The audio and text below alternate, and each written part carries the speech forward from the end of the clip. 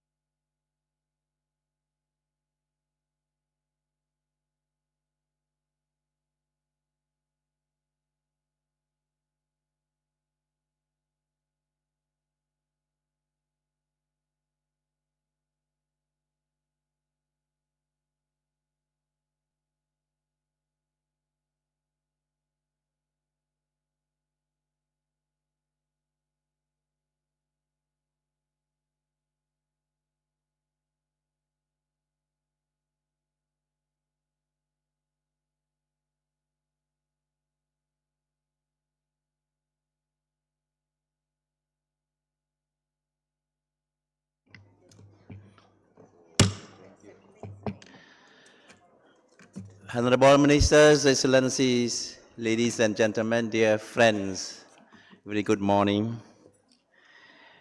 The meeting is called to order. Please take your seat. Before we start our deliberations, I would like to invite the Secretary of the Commission, Lorenzo, to make an announcement. You have the floor. Thank you. Thank you, Chair, and very good morning to all distinguished delegates. Just a reminder that at this session, the Commission will be electing the governing councils for the Asian and Pacific Training Center for Information and Communication Technology for Development, APCICT, the Asian Pacific Center for the Development of Disaster Information Management, APDIM, the Center for Sustainable Agricultural Mechanization, CSAM, and the Statistical Institute for Asia and the Pacific. The list of candidates and the statements received by candidates have been circulated to all member states and are available at the Commission website under the tab Council Elections. The elections will take place this morning between 11 and 13 hours in Conference Room 1, which has just been reopened. In accordance with the paragraph 6 of the Commission's Terms of Reference, associate members are not eligible to vote. However, paragraph 7 stipulates that associate members are eligible to be appointed as members of any committee or subordinate body and shall be eligible to vote and hold office in such body. Voting will be by secret ballot, and ballot papers will be provided in the election room. All members in attendance are kindly requested to cast their vote, And a reminder to all nominees to vote for yourself. Thank you, Chair. Thank you, Lorenzo, for your announcements. I will now consider agenda item 3 on the theme of the 81st session, Regional Cooperation for Resilient and Sustainable Urban Development in Asia and the Pacific. The document pertaining to this agenda item is ESCAP/81/4, which contains the summary of theme study on regional cooperation for resilient, sustainable urban development in Asia and the Pacific. The Commission's consideration of this agenda item will begin with the presentation of the findings of the theme study. We will then hear a keynote address and special remarks from selected honorable speakers to frame our deliberations. This will be followed by a multi-stakeholder roundtable that will offer perspectives on key issues critical to promoting resilient and sustainable urban development. I will then open the floor for countries' interventions under this agenda item. So may I now have the honor to invite Her Excellency Amida Satsha Asabiana, Executive Secretary of ESCAP, to present the findings of the team study. Excellencies, distinguished delegates, since 2019, the majority of our populations has lived in urban centers. In the next 2 decades, we expect this number to continue growing, bringing an additional 1.2 billion people into our cities by 2050. That is about twice the entire population of ASEAN countries. But urbanization isn't just about managing growth, it is about transforming cities into hubs of innovation, resilience, and equity. While urbanization often contributes to improved provision of basic services, job creation, and vibrant economic growth, several challenges remain. Overcrowding, pollution, inequality, and the adverse impact of natural disasters threaten progress towards sustainable urban development. 1 in 3 urban residents lack access to quality basic services. Climate change heats up some cities, while others are at constant risk of being swept away by floods. A significant number of people living in slums or informal settlements remain largely excluded from the benefits of urban development. This is the paradox we face. Our cities are engines of opportunity, but also centers of vulnerability. But there is hope. In the theme study, we have highlighted solutions and concrete examples from cities across Asia and Pacific tackling this paradox. First, we must embrace green infrastructure, from renewable energy systems to nature-based solutions, to reduce emissions and improve the efficiency and operations of current systems, create green jobs, and find innovative solutions to replace or update our aging infrastructure. We also need smart technologies. Even low-cost digital tools have the potential to transform services like waste management, urban mobility, and transport and community preparedness. Many of our cities are already doing so, and I encourage them to continue exchanging knowledge and experiences. Finally, inclusivity must be at the heart of our efforts. Co-creating solutions with local stakeholders and communities gives a place for disadvantaged groups that are growing due to rapid migration and aging population. Achieving sustainable development requires multi-level action. If cities do not contribute, then countries will also fail to do so. That means turning ideas into public policies and scalable actions that make a difference to those living in megacities as well as the emerging cities and towns across our region. To seize this opportunity, We propose 5 policy actions, namely the first one, enhance regional cooperation for resilient and sustainable urban development, drawing on initiatives such as the Asia-Pacific Localization Partnership for Sustainable Cities and the Asia-Pacific SDG Localization Platform, which serves as a regional knowledge hub for city solution. Secondly, adopt integrated national urban policies to bolster multi-level governance. National and local policies on physical infrastructure, such as housing and transport, as well as resilience programs, must be harmonized. This requires a robust governance system that fosters collaboration between national and local governments. Thirdly, strengthen subnational and local data collection to promote evidence-based urban policies. Voluntary local reviews provide a framework for aligning with national SDG strategies and tracking local progress against national and global targets. And fourth, plan for urban demographic changes to strengthen spatial planning and inclusive social policies. Infrastructure and access to services should promote social and intergenerational cohesion by supporting the elderly and persons with disabilities and engaging youth.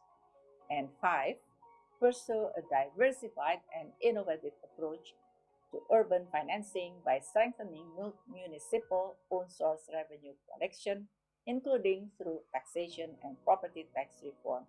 In this connection, 3 pathways of regional cooperation are critical, which are the peer-to-peer platforms for cities to exchange innovative solutions and experiences, like the Asia-Pacific Urban Forum, Asia-Pacific Mayors Academy, and many more. Then, the joint initiatives that translate regional urban visions into actionable investment, such as our multi-partner Urban Act project on climate finance, to flow into urban investment. And finally, partnership between national and local governments to ensure that local priorities align with national strategies and vice versa, including through national SDG 11 roadmaps and voluntary local review reports. Future of cities in Asia and Pacific is not just about managing growth, it is about creating resilient, inclusive spaces where everyone can thrive. Together, we can transform our cities into engines of sustainable development.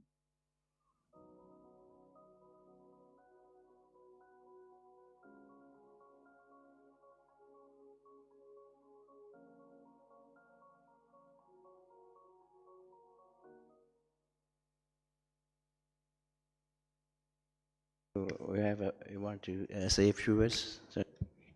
Excellencies, distinguished delegates, as you may know, since 1993, ESCAP has organized the Asia-Pacific Urban Forum every 4 years, or the so-called APUF. And APUF is the region's largest multi-stakeholder forum on urban development, attracting local and national policymakers, city networks, academia, civil society, and the private sector. The 8th APUF was successfully convened in Suwon, Republic of Korea, in October 2023, attracting more than 1,800 participants. I have the great pleasure to announce today that the 9th Asia-Pacific Urban Forum will be hosted by the city of Yokohama, Japan, in late August or early September of 2027. On behalf of ESCAP, I congratulate Yokohama and the government of Japan and extend our great appreciation for their support. We look forward to working with the organizers to make APUF 9 a great success. Thank you very much, Madam Executive Secretary, for your presentations and congratulations. Right, also on behalf of the ESCAP member states, right, to also congratulate the city of Yokohama for hosting the 9th Asia Pacific Urban Forum in 2027. 27th. Thank you very much indeed. And we will now hear a video message from the mayor of Yokohama in this regard. Good morning, Dr. Alice Yamada, Executive Secretary of ESCAP, and all distinguished guests. It is a great pleasure. City of Yokohama has been selected as the host city for APUF 9 in 2027. Please allow me to take this opportunity to thank the international organizations, partner cities, and others who have supported Yokohama's application to APUF 9. As mayor of the host city, I am committed to working with everyone to ensure this event is a success. Yokohama is taking the lead in achieving net zero by fostering networks with a diverse range of stakeholders. In the face of the climate crisis and biodiversity loss, we are eager to deepen our collaboration, thinking together, discussing together, and taking action together toward the development of sustainable cities. In this context, during APUF 9, Yokohama is proud to present Green Expo, an international exposition dedicated to promoting more sustainable and greener society. We anticipate welcoming 10 million participants from around the world, sharing our vision of a society where people live in harmony with the global environment. We hope to create meaningful synergies with Green Expo through strong partnership with stakeholders. Finally, Yokohama will make every possible preparation for the safe and smooth hosting of the conference and contribute to the success of APUF 9. We look forward to welcoming all of you to Yokohama. Thank you. Thank you very much. Now I'm pleased to invite Madam Anna Claudia Rosbach, Executive Director of United Nations Human Settlements Program, UN Habitat, to deliver a keynote address for this agenda item. You have the floor, Madam.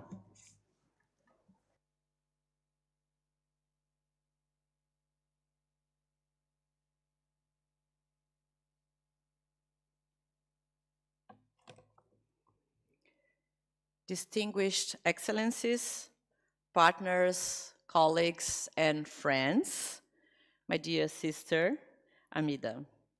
I'm honored to be here today for the 81st session of the Economic and Social Commission for Asia and the Pacific and address all of you on a theme that lies at the heart of UN Habitat, to share our vision for the future. Regional collaboration for sustainable urban development for Asia and the Pacific region.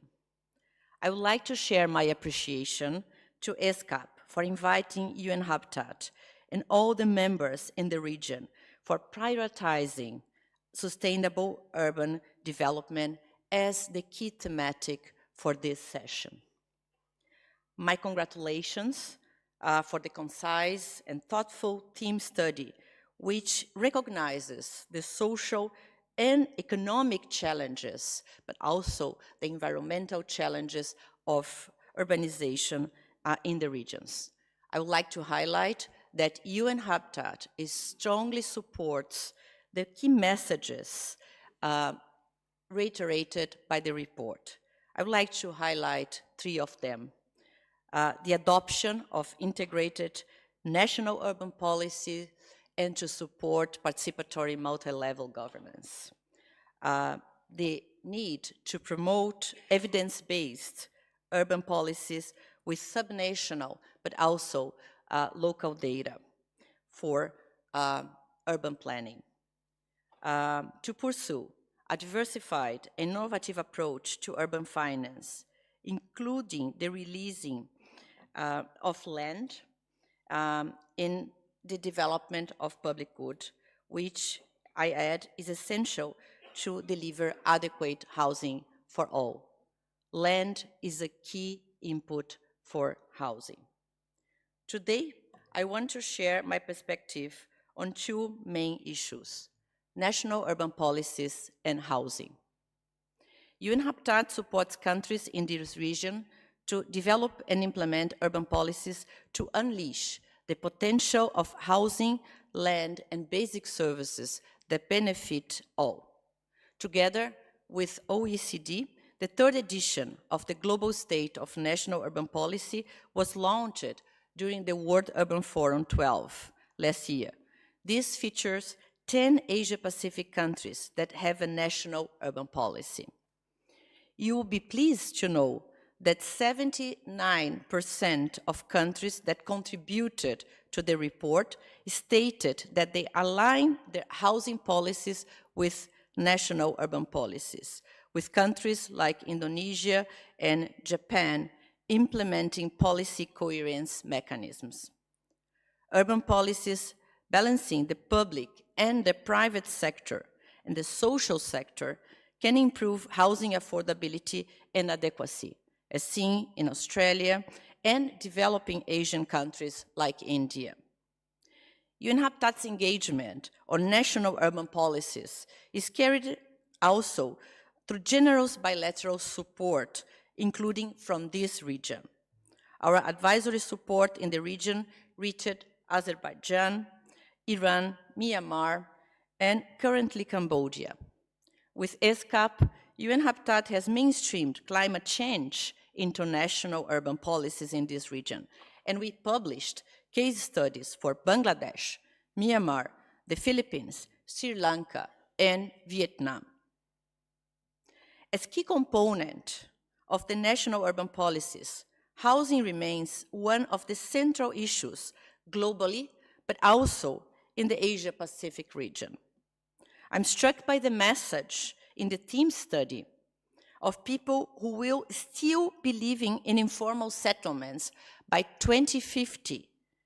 2 billion people, up from 500 million in 2020, if we don't change.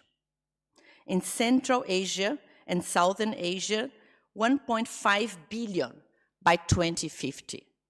In Eastern and Southeastern Asia, over 450 million by 2050, if we don't change.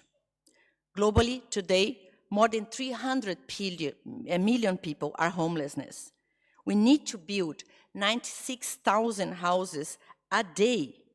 And today, 2 out of 5 people globally lack safely managed sanitation services. For the next 4 years, UN Habitat will focus on access to housing, land, and basic services to all, including the transformation of the more than 1 billion informal settlements that we have in the planet.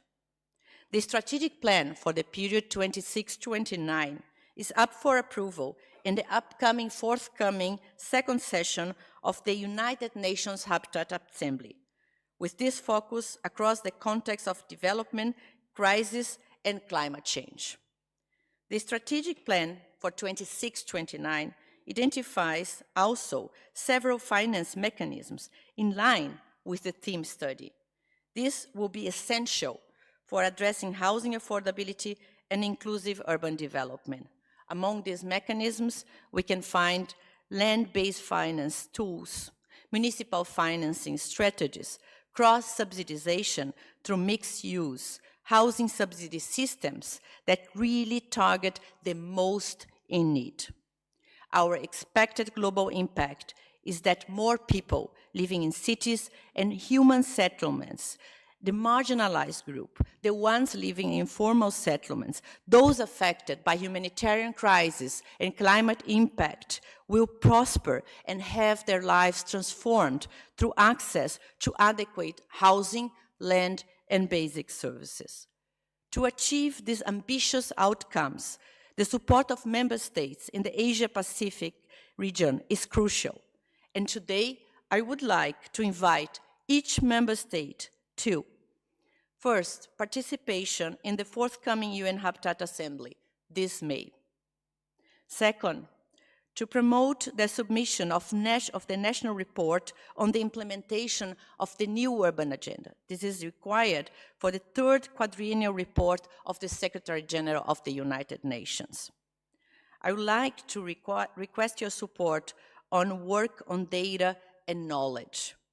I would like to engage I'd like to engage with you on strengthening the housing and urban dimensions in the nationally determined contributions, and our engagement in the region and globally on resilience and biodiversity and nature-based solutions for cities. I would like to invite you to join us in Baku, Azerbaijan, for the 13th session of the World Urban Forum in 2026.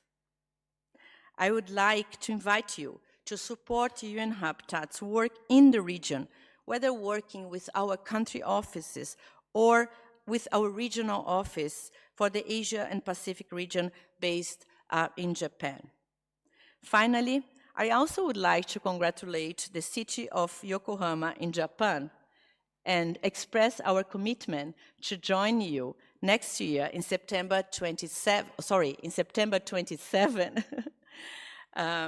for the next AFUF, for the AFUF 9. I would like to invite you to embrace the spirit of regional cooperation during this session of the Commission and contribute to all the insightful side events and conversations. UN Habitat's team stay on your support. Together, we can shape the future that leave no one and no place behind. Thank you.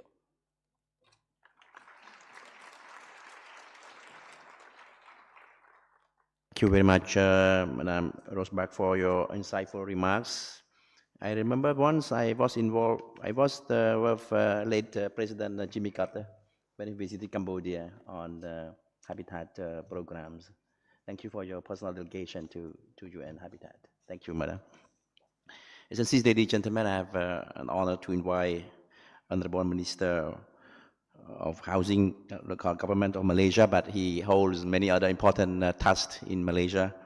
Your Excellency Na Koming, you have the floor. Thank you.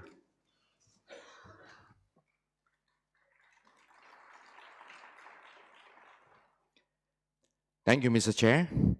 Excellencies, distinguished delegates, ladies and gentlemen, good morning, selamat pagi.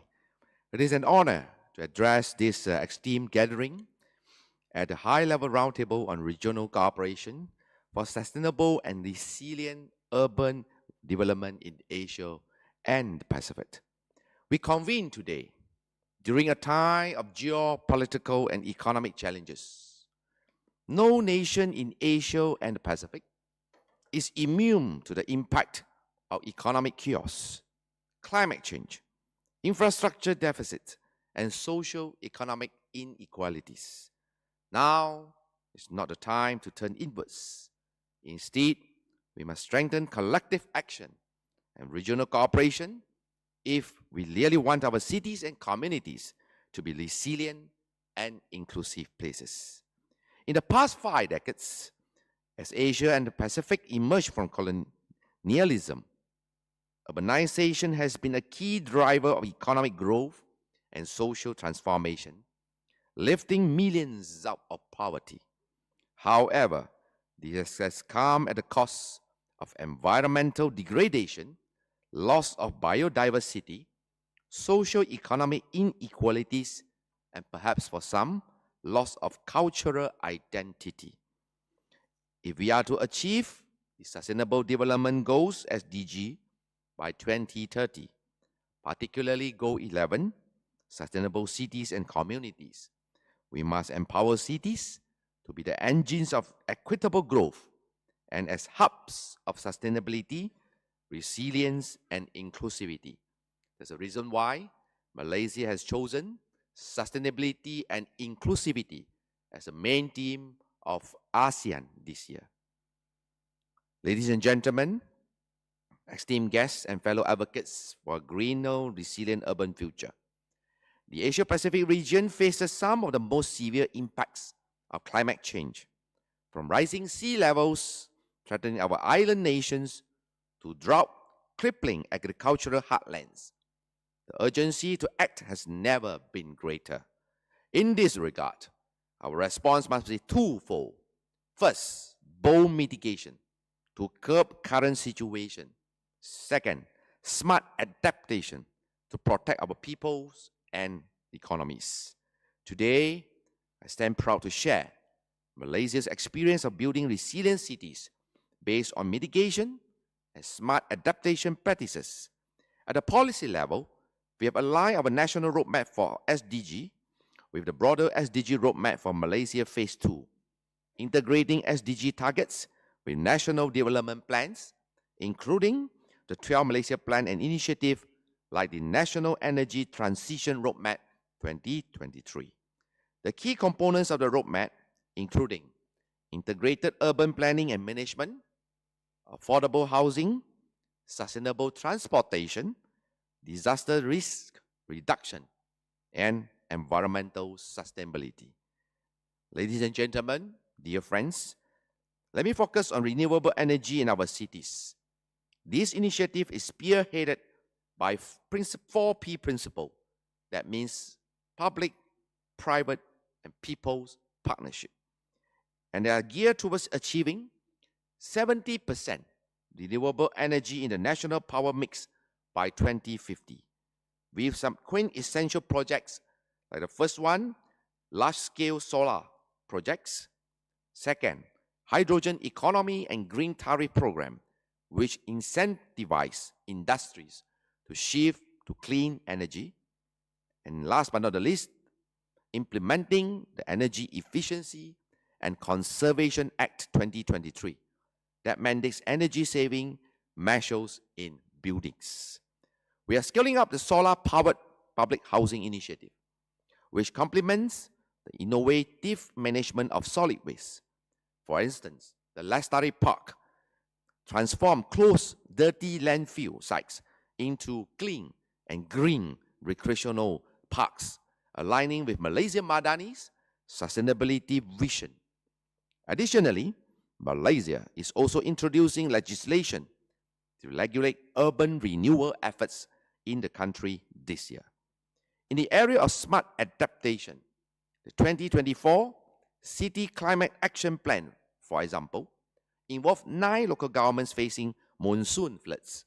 It involved mitigation, adaptation, response, and recovery measures aimed at reducing risk of financial losses, property damage, and loss of life. The plan integrates engineering solution, environmental conservation, technology-driven monitoring, and regulatory enforcement to mitigate flood risk effectively. Excellencies, ladies and gentlemen, through Urban East Malaysia, my ministry now is working to ensure better alignment between ministries and to improve multi-level governance. This alignment is critical if we are to achieve the Paris Agreement's commitments. I would like to reiterate Malaysia's commitment towards localizing the global goals. The Malaysia SDG Cities program provides a broad roadmap for local governments to adopt the new urban agenda. Our ministry now further advances it through our low-carbon cities framework that paves the way for local regulatory enforcement. This low-carbon city framework ensures mandatory methodical reduction of carbon emissions by all the 156 local councils across the country. Together, both SDG cities and the low-carbon city network translate global goals into feasible local action. Additionally, Malaysia has always been a regional knowledge hub for promoting sustainable urbanization. We are delighted that we have hosted the World Urban Forum in 2018, Asia Pacific Urban Forum in 2019, and since then, we have been hosting the Malaysia Urban Forum every year. This year, as the chair of ASEAN, Malaysia will be hosting the ASEAN Sustainable Urbanization Forum, ASUF, scheduled from 10 to 15 August 2025 in the beautiful city of Kuala Lumpur, where policymakers, researchers, practitioners, and stakeholders will share their experiences, ideas, and solutions for the various challenges in sustainable urbanization in the region. And of course, I would like to take this opportunity to welcome all of you. We are also actively involved in promoting sustainable urbanization across Asia-Pacific region through the Asia-Pacific Localization Partnership for Sustainable Cities. This is an inclusive platform advancing the localization of SDG and New Urban Agenda, where they provide, first, tailored technical assistance and capacity development. Second, action-oriented research on localization policies and action. And third, facilitation in reporting and sharing of best practices. Excellencies, ladies and gentlemen, to achieve our vision of sustainable and resilient urban development, like what we are discussing this morning, we must take decisive, transformative action.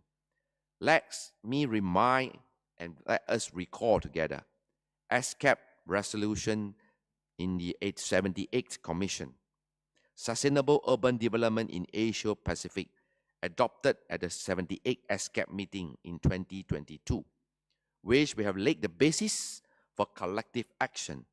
Now, let's all focus on turning the comprehensive principles into real pavement, solar grids, and flood-safe homes for the people by ensuring the following. First, integrated urban planning. Cities must rapidly adopt data-driven and evidence-based urban planning frameworks. Second, green and climate resilience infrastructure. We must procure robust investment in renewable energy, efficient public transportation, disaster resilient infrastructure, including Green Building Index. Third, smart technologies and digital innovation. We must shift towards full utilization of digital tools, artificial intelligence, and smart city technologies that are people-centered.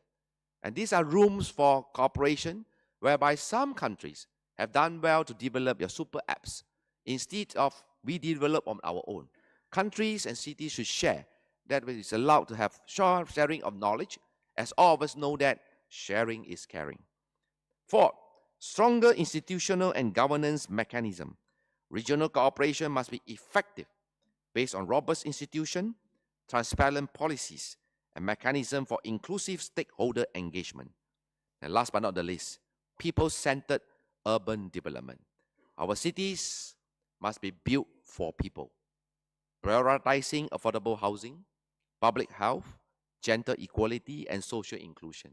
Humanity shall be the core value of development. Without humanity, whatever developments will not be sustainable. I hope ESCAP will continue to intensify efforts in providing feasible and tangible policy solutions, mobilizing funding and strengthening collaboration to ensure country to country, city to cities in the Asia-Pacific region become more resilient, inclusive, and sustainable. Ladies and gentlemen, allow me to share with you a Malay proverb, Bersatu teguh, bercerai roboh. It means, united we stand, divided we fall. In the face of uncertainty and deepening divides, we must let wisdom prevail. We must choose cooperation over fragmentation, solidarity over isolation, and collective action over short-term self-interest. Let's have a thy possible neighbors policy. Let these roundtables serve as a catalyst for concrete actions and renewed commitment. The Asia-Pacific greatness lies in our ability to work together as a team. Let us now focus on scaling up best practices, enhancing urban climate action, and ensuring that no city and community is left behind. From Himalaya to the Coral Triangle, let's leave a better world for our children and grandchildren. Sekian, terima kasih. Thank you. Koh Mun Kap.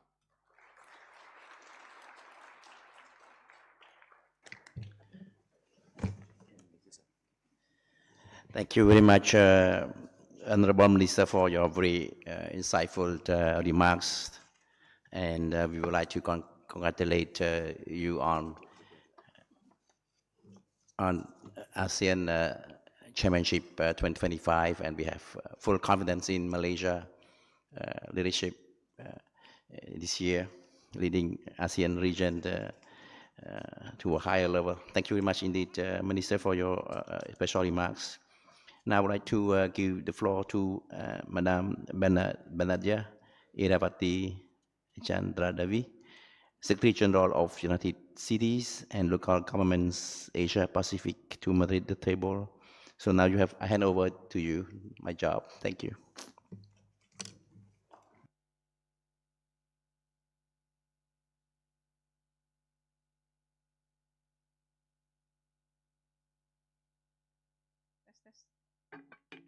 Hello.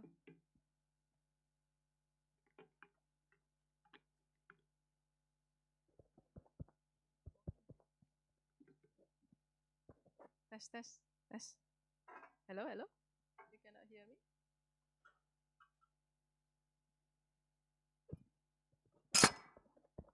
Test. It's okay now. Okay.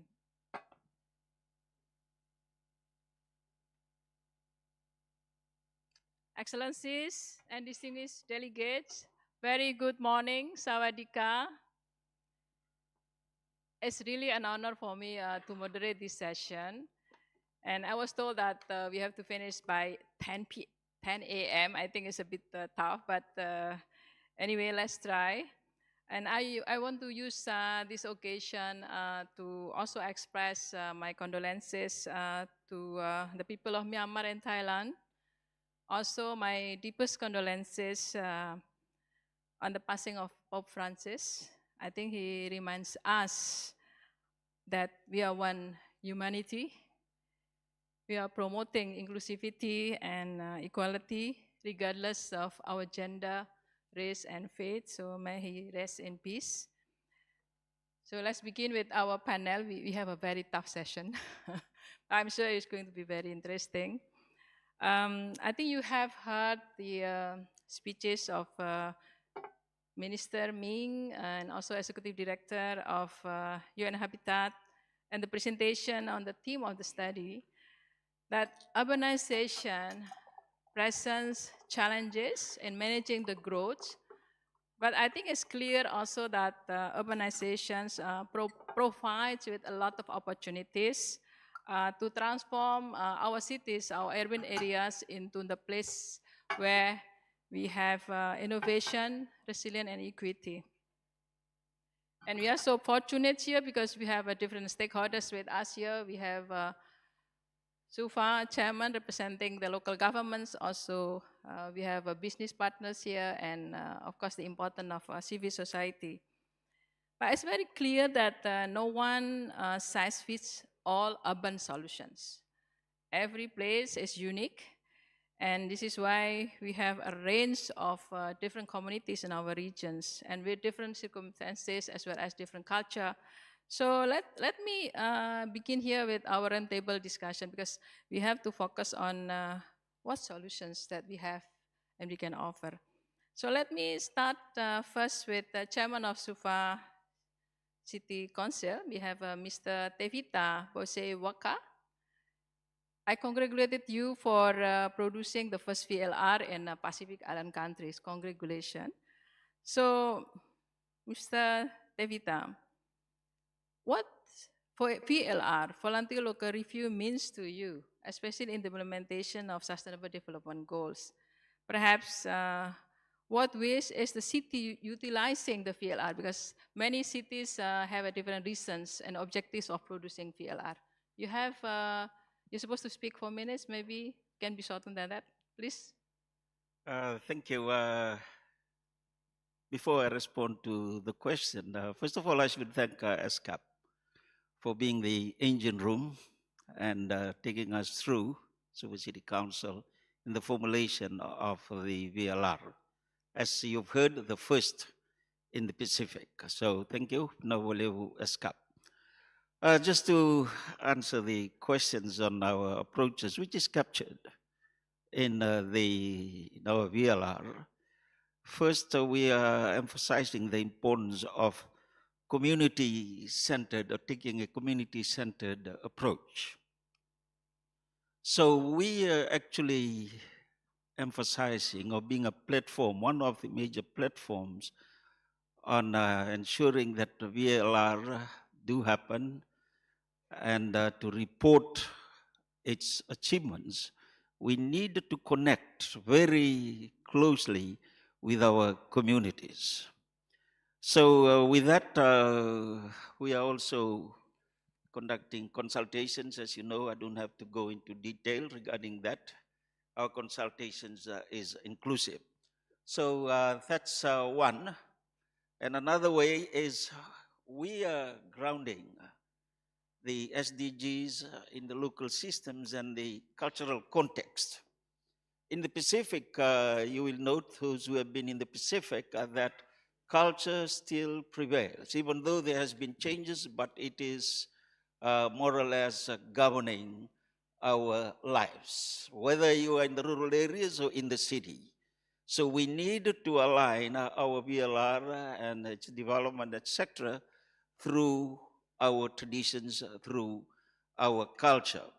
So in this case, without a culture, without the respect of the culture and other institutions, especially religious institutions in the communities, the idea of being accepted in that community is very questionable. So we need to respect that, the culture and other institutions, especially the religious institutions of the community members. Third, in our VLR, we are also looking at the importance of being a coordinator, promoting coordination between the communities and national government. So Suva City plays an important role in ensuring there is a connection between the communities, Suva communities, etc., with the national government.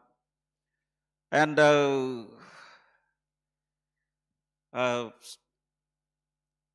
before I finish off, the VLR captures the action-oriented roadmap for this. It's not only reporting of what has happened, it's also, in our VLR, captures the outcome, what is expected to be achieved, and this is reflected in our 5-year development plan, which is going to be finalized soon.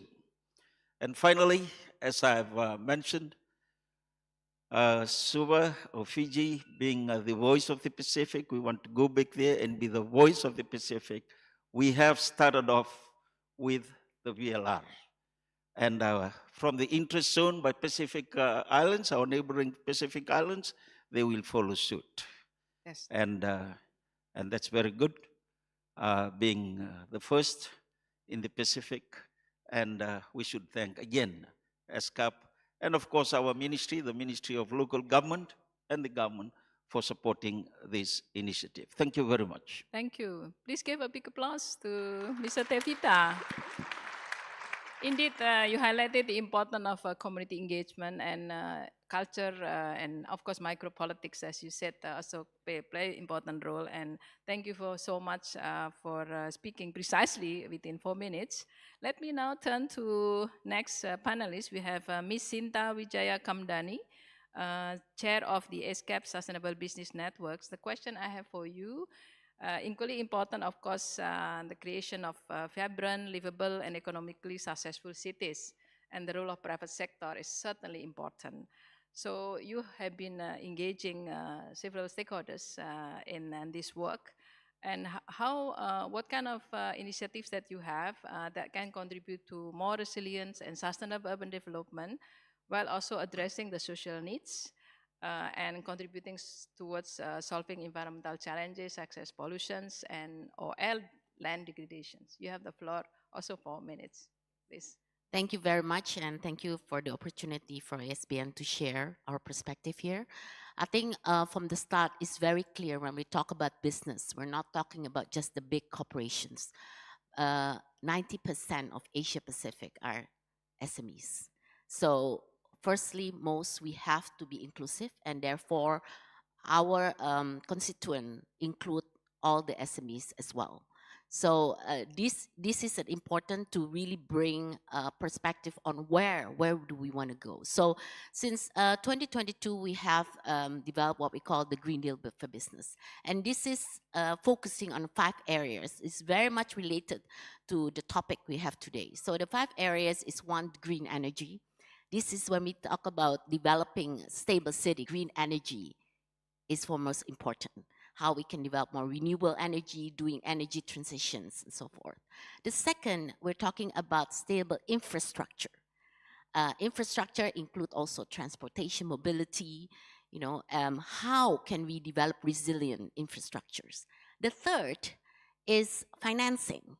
And this has really always been a big part of how we can actually support development of sustainable cities. So financing, we've been really talking more about innovative financing, included blended finance, which really has been a very big key area on what we are doing. The fourth is innovation. Now, when we talk about innovations, we're talking about specifically technology, AI, now smart cities. This is all related to many of the technology innovation that we're trying to do. And the fifth, lastly, is the circular economy component.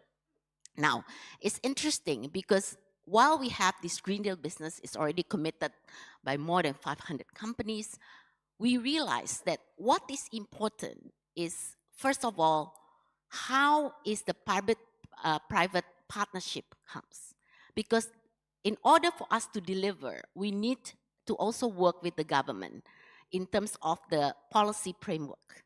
The policy framework play an important role on how private sector can really drive things. The second aspect also that is important is we want it to be action-oriented. Because I think there are so many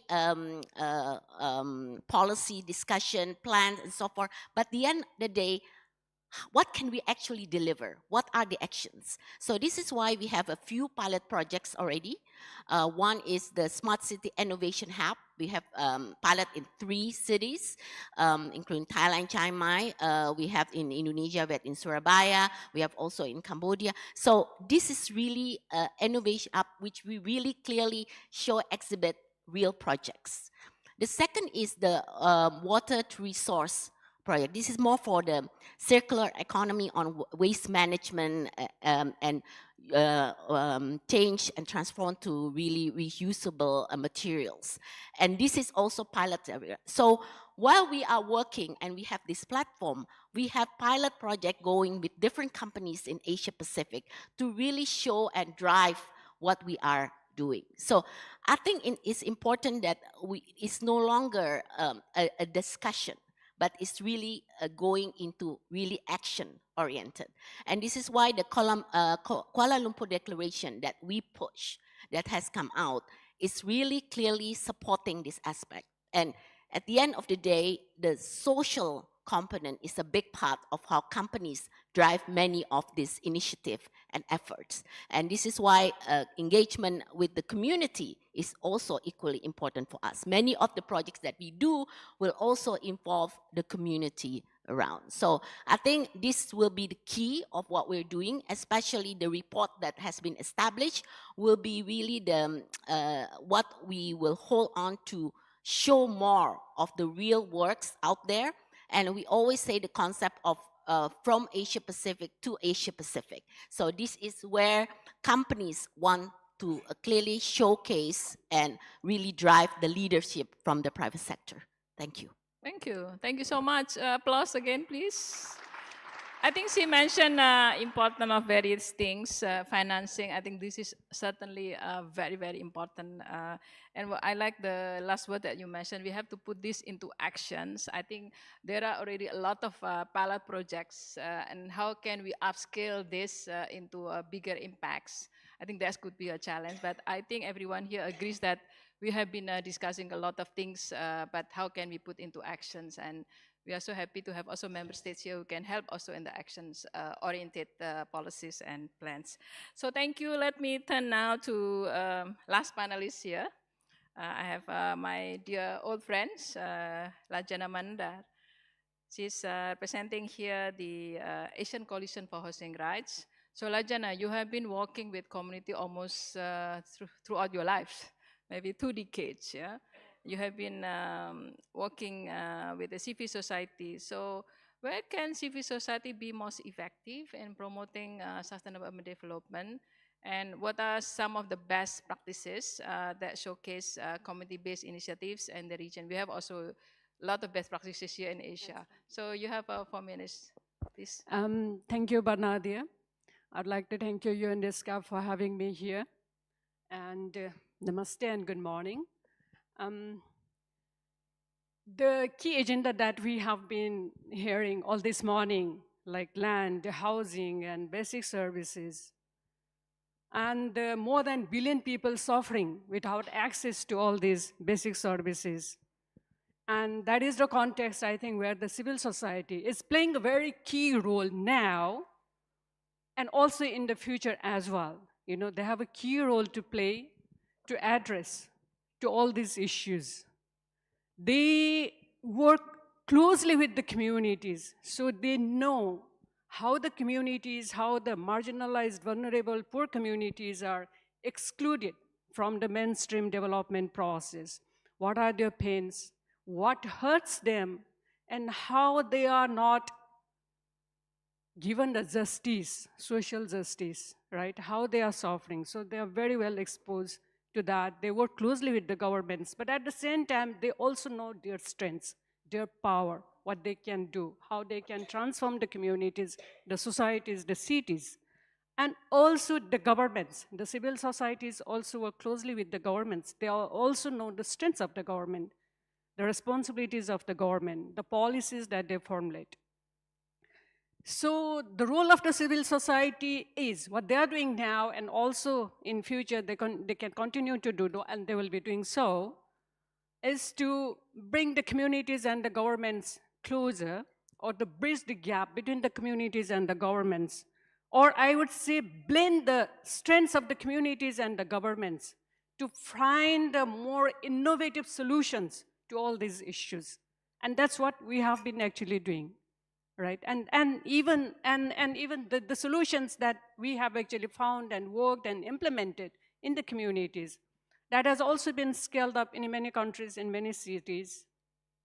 And one of the famous example is Ban Mangkung, that there's a very beautiful display also there implemented in Thailand, now also been replicated to the rural areas, urban to rural areas also. There are many, many good examples, right?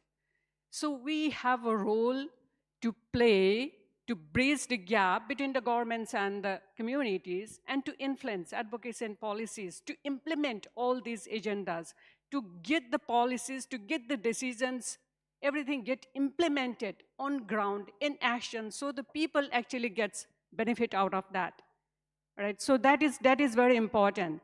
And also, it doesn't happen automatically. We really have to make investment. We really have to work together. Participatory planning with the communities, making the finance available, introducing the alternative financing mechanisms in the communities, giving formal space for the people to be a part of the decision-making process. That is how we have been actually contributing, supporting, right, really investing. And there are also many good examples. Like I say, I'll already talk about the Ban Mangkong.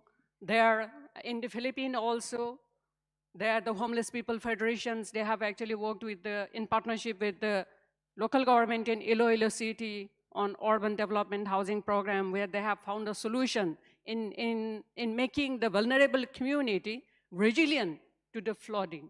So they have actually invested in the communities to introduce the resilient infrastructure and also promoting affordable housing. In Bangladesh, there is a very good example that the local organization Co-Creation and POCA worked with the local government in Janata city in Bangladesh and conserve the urban space, conserve the riverbank areas, and made that space available for the communities. Also through engaging all the communities, all the women's group, the people with disabilities, cyclists, in consultation with them, in planning with them, in making this happen possible. And they also won an international award for that initiative as well. And we also see in Indonesia also a very good initiative, like the Rujak, the civil society organizations. Actually, they worked with the communities to work on a community action plan that they actually submitted to the local governments to provide housing solutions for them. So from the Kampung Aquarium to Kampung Susun, the vertical housing that they successfully implemented, and that is also being implemented in the number of neighborhoods now successfully, right? And also getting scale up. And there are many examples in Sri Lanka, Nepal, Pakistan, like, because you see, you're asking me to stop, so I have to stop here, all right? Yeah. But thank you. Applause also to Lajana. Thank you so much, Lajana, for highlighting this importance of community-based activities and also bridging the gaps between governments and civil society. I think the point you said about that community is asset. That's also very crucial. And I really hope that I can open the floor for questions and answers, but due to the time, I really have to close.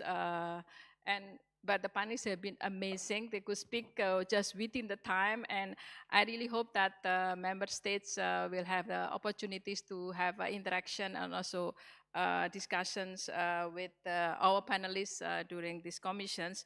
But let me summarize. I think we really need to work together. I think multi-level governance has been highlighted several times, and we have all different actors that play important role in whatever tasks and roles that they have. Also, the importance of financing.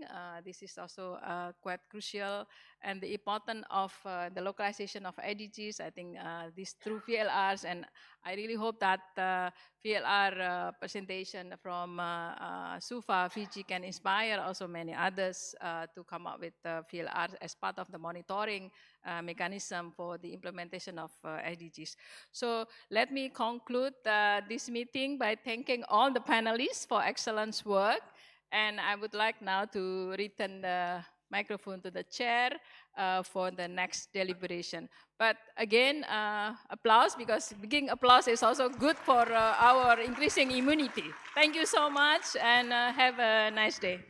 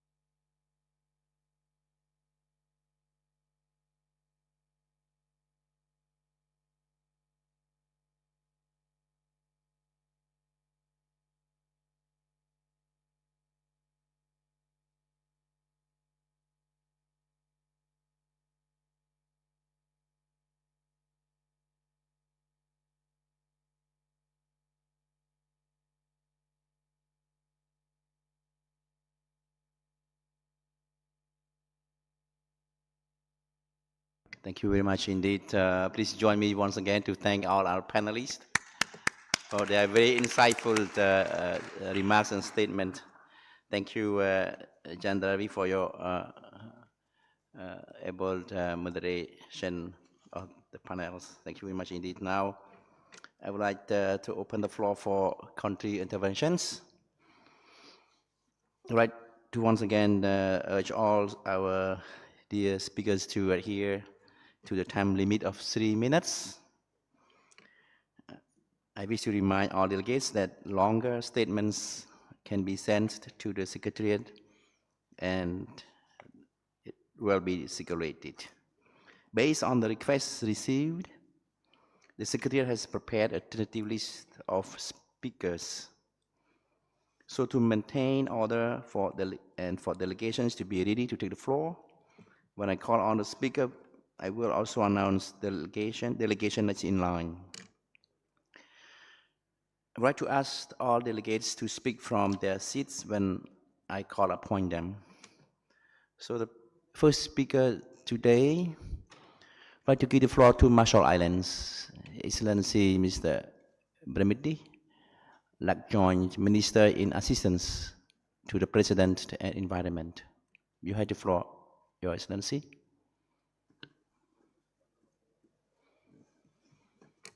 Thank you, Honorable Chair. Madam Executive Secretary, distinguished delegates, colleagues and friends, Yahweh, I wish to extend my greeting from the People Republic of the Marshall Islands. As we all here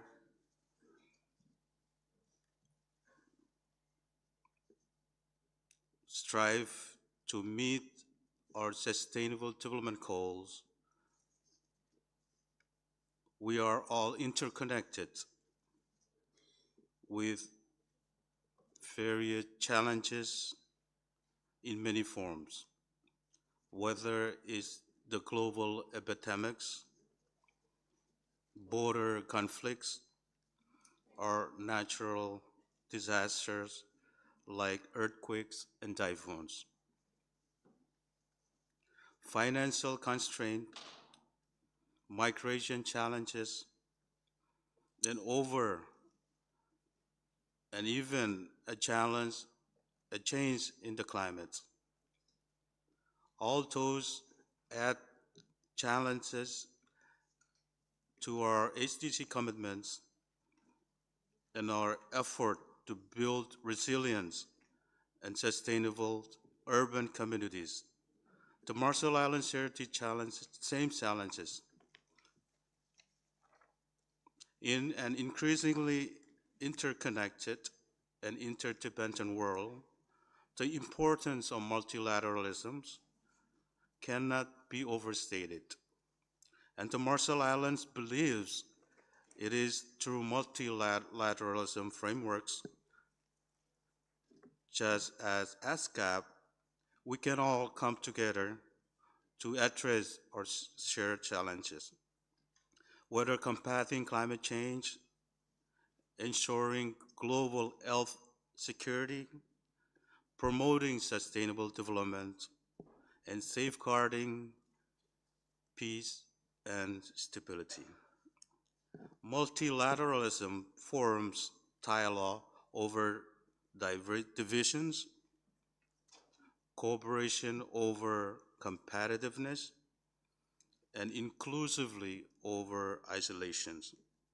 The Marshall Islands, one of only 4 atoll nations in the world, with other 3 being Kiribati, Tuvalu, and Maldives, is currently going through its drought seasons. With the scarcity of rainfall, and seawater seeping into our well due to the rising sea level, providing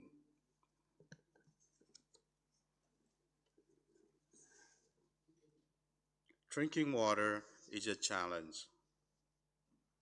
But with the support from UNDP and other UN agencies, Our urban and rural communities are doing fine.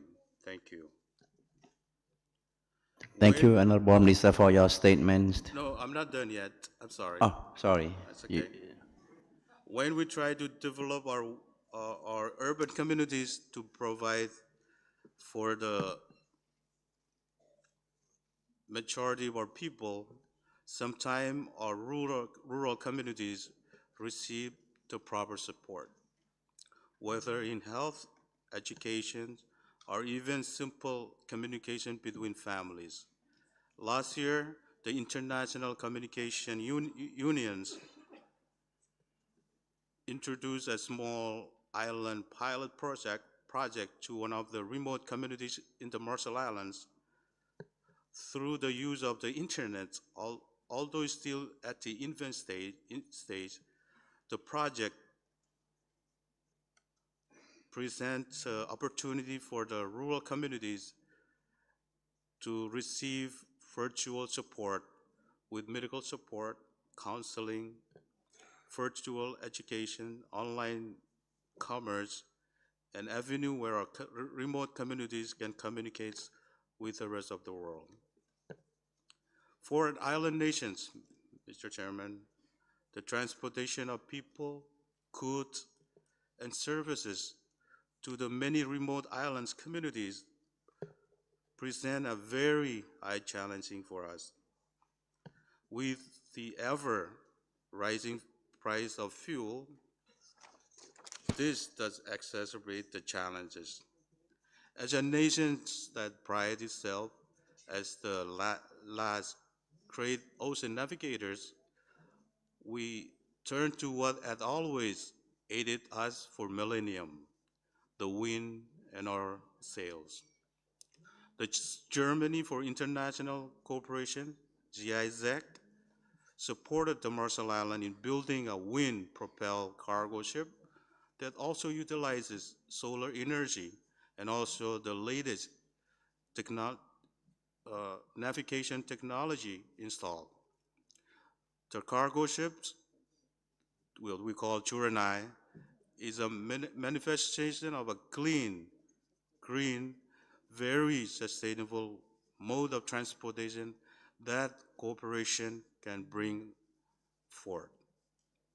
These are just a few of the many challenges we face in the Marshall Islands, and just a few of the UN agencies and multilateral friends that extended us their support. We could not pair all these challenges alone. Fortunately for us and our neighbors in the Pacific, we can always count on the ESCAP regional office and many crop agencies for their unwavering support. Through multilateralism institutions and partnerships, we can pool our strengths, share knowledge, and fuel collective moral and imperative for building a fairer, safer, and more sustainable future for all.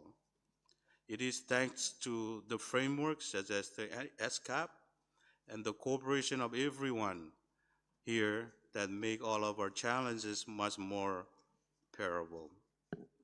Lastly, I wish to extend my thanks and deep appreciation to Government of Australia, Thailand, Canada, Brunei Darussalam, New Caledonia for their generous contributions and continued support to the Pacific Trust Fund, which has funded and made it possible for ministers such as myself and many others to join among this AUKUS company here today. Thank you. God bless all of our countries and our United Nations. Komoltada. Thank you, Honorable Minister, for your interventions on this occasion. Also, as former president of the Anti-Personal Mind Ban Convention, the Ottawa Convention, right, to congratulate Marshall Islands for deciding to acceding to the convention. Thank you very much indeed. Welcome to the Mind Ban Convention community. Next, I would like to invite Marshall Solomon Islands, Honorable Minister Erickson Rafu Fafa, Ministers of National Planning and Development Coordination. You have the floor, Your Excellency. Thank you. Chair, Excellency, distinguished delegates. I bring warm greeting from Solomon Island and wish to express our appreciation to the government and the people of Thailand for hosting the ESCAP 81 session. I wish to further acknowledge and thank ESCAP for convening this timely session under the theme Regional Cooperation for Sustainable Urban Development. This theme resonates strongly with Solomon Island as a small island developing state.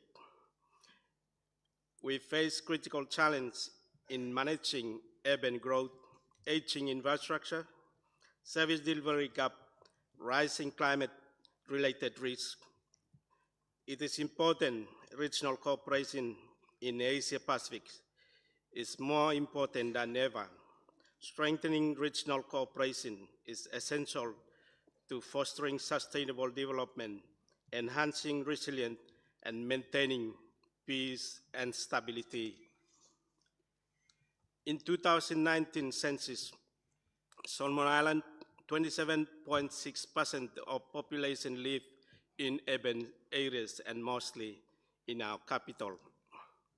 The challenge we face beside the growth seen in urbanization in the past 2 decades is unplanned urbanization, which gives rise to a host of other socio-economic, environmental, and vulnerability challenges. Nevertheless, we recognize that urban development is central to our broader national effort to build sustainability, equity, and resilience. Our National Development Strategy, NDS 2016-2035, lays out the vision for improving and social and economic livelihood of our people. It prioritizes inclusive economic growth, improved service delivery, climate resilient, and sustainable urban and rural development. The NDS is the implementing vehicle for SDG in our national context. In line with the Global Report on SDG, our recent midterm review of our NDS revealed that we are off track with respect to NDS objective as well as the SDGs. We remain committed to implementing the 2030 Agenda in alignment with our national priorities. In addressing the challenge of urbanization in Solomon Island, the following measures have been undertaken as our priority policies. National Urban Policy 2020 to 2035, with technical support from UN Habitat, UN ESCAP, this policy guides sustainable development of urban areas, strengthening planning system, and promote sustainable service delivery. Solomon Island Building Code, the government tabling the bill to the Parliament. Once enacted, this bill legislation will be enhanced building standard to ensure climate resilience and structure safety. Sustainable human development policy. Under the National Development Strategy, the government has prioritized access to basic services and safe shelter as part of the broader goal to improve social and economic livelihood of our people. We sincerely thank the ESCAP for its direct technical and financial support for the review of Solomon Island Project Planning Manual, the development of the second Solomon Island Voluntary National Review Report against the SDG, the development and finalization of the Solomon Island LDC Smooth Transition Strategy, and we also acknowledge the ESCAP broader support towards climate finance, readiness and resilient training, trade facilitation, and digital trade assessment. We value this continuous partnership with ESCAP in helping Solomon Island transition towards inclusive and sustainable development. We also wish to take this opportunity and to thank our development partners who have contributed towards urban infrastructure development in Solomon Islands, especially in Honiara and our provincial centers. We acknowledge our bilateral and our multilateral development partner. We call for greater collaboration effort in trade, infrastructure development, climate change and disaster response, and digital connectivity. In conclusion, we reaffirm our commitment to regional cooperation through ESCAP, and we call for continued collaboration and increased support to address the unique challenges facing small island developing states. Together we can advance resilient, inclusive, and sustainable urban future for our region. I thank you. Thank you, Honorable Minister from Solomon Island, for your statements. The next right to give the floor to Fiji, Honorable Minister for Housing and Local Government, Your Excellency Malumisa. You have the floor. Thank you. Thank you, Chair. And good morning to all esteemed delegates this morning. At the outset, Chair, Fiji expresses its appreciation to the ESCAP Secretariat for the comprehensive documentation analysis and forward-looking study on the future of urbanization in Asia and the Pacific. We commend ESCAP's continued support to member states in promoting sustainable urban development that is inclusive, resilient, and environmentally sound.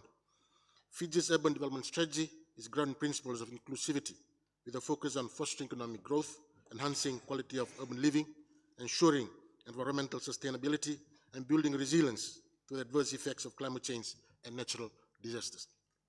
For the past 2 decades, Fiji has experienced an average annual urban population growth rate of 1.5%. This trend is driven by both natural population increases within urban centers and a steady influx of rural to urban migration as individuals seek improved opportunities in urban areas. As the country's population and economy continue to expand, the pace of urbanization differs across municipalities, with some undergoing more rapid transformation than others. Chair, the 5 recommendations put forth by the Secretariat on this agenda item provides an essential roadmap to achieving urban resilience, inclusivity, and sustainability across our diverse region. As a small island developing state, Fiji is both uniquely vulnerable to the urbanization and economic challenges identified and deeply committed to regional collaboration as a means to address them. Aligned with the 5 key recommendations, Chair, please allow me to outline Fiji's actions and perspectives. First, on the enhancement of regional cooperation for resilient and sustainable urban development. Fiji strongly supports regional cooperation as a means of strengthening collective urban resilience. Our participation in a platform such as Pacific Urban Forum reflects our commitment to peer learning and regional dialogue. In 2023, our Ministry of Housing and Community Development, in partnership with our municipal councils, took an active role in the 6th Pacific Urban Forum hosted in Suva. The Ministry's involvement facilitated the exchange of best practices and formulation of collaborative approaches to urban challenges in the Pacific region. We believe regular regional forums and peer-to-peer city networks, as recommended in the theme study, are vital to localizing global commitments, including the Sustainable Development Goals, or SDGs, and the Paris Agreement. On recommendation number 2, Fiji recognizes the importance of integrated urban planning and multilateral governance. Fiji is committed to addressing urbanization concerns through integrated planning, strengthening urban governance, balancing rural and urban development, and by having a systematic approach to guide urban transformation.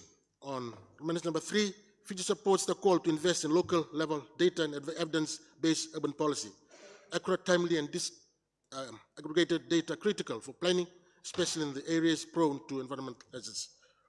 On recommendation number 4, the Secretary's emphasis on demographic transform is timely. Fiji is experiencing notable demographic shifts, including youth out-migration and urban aging, which are influencing demand for public services, housing, and infrastructure. On recommendation number 5, financing remains a key constraint to sustainable urban development, especially for small island states. Fiji is exploring innovative financing approaches, including blended finance, second, public-private partnerships, third, innovative mortgage financing, And fourthly is working with international partners such as ADB or Asian Development Bank, development of new Century Landfill Investment Division, Fiji, alongside rehabilitations of 4 existing dump sites into modern collection sorting centers across municipalities in Fiji. Mr. Chair, Fiji appreciates the Secretariat's call for greater guidance and regional cooperation, and we fully support the 5 recommendations outlined in the DIM study. Let us work together to ensure that no city is left behind, no community is excluded, and no opportunity for transformation is missed. And Fiji remains a committed partner in building an inclusive, resilient, and sustainable urban future for the Asia-Pacific region. And I thank you. Nawalip. Thank you, Honorable Minister, for your intervention. Our best wishes for our beautiful blue Pacific. The next speaker will give the floor to Thailand. His Excellency Anukul Pikau, Permanent Secretary of the Ministry of Social Development and Human Security. You have the floor, Your Excellency. Thank you, Mr. Chair.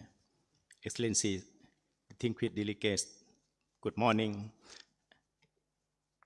As the region undergo rapid urbanization and demographic change, it is crucial that urban development go hand in hand with social inclusion.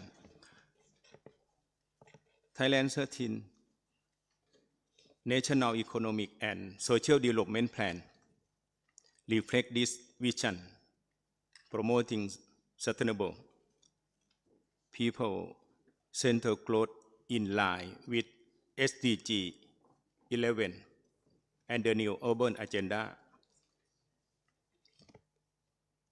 In response to these challenges, Thailand has introduced the 5x5 return the Thai policy, focusing on workforce development, inclusion of youth and older persons, the life of persons with disabilities, and the well-being of families to ensure that our city grow inclusive and equitable manner, leaving no one behind.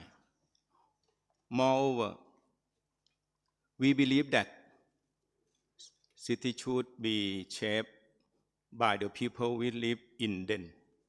In Thailand, we put this belief into practice through inclusive housing initiative like the Ban Man Khong Collective Housing Program and Ban Poon Suk for the homeless, as well as large-scale regeneration projects such as the Din Dang redevelopment led by the National Housing Authority.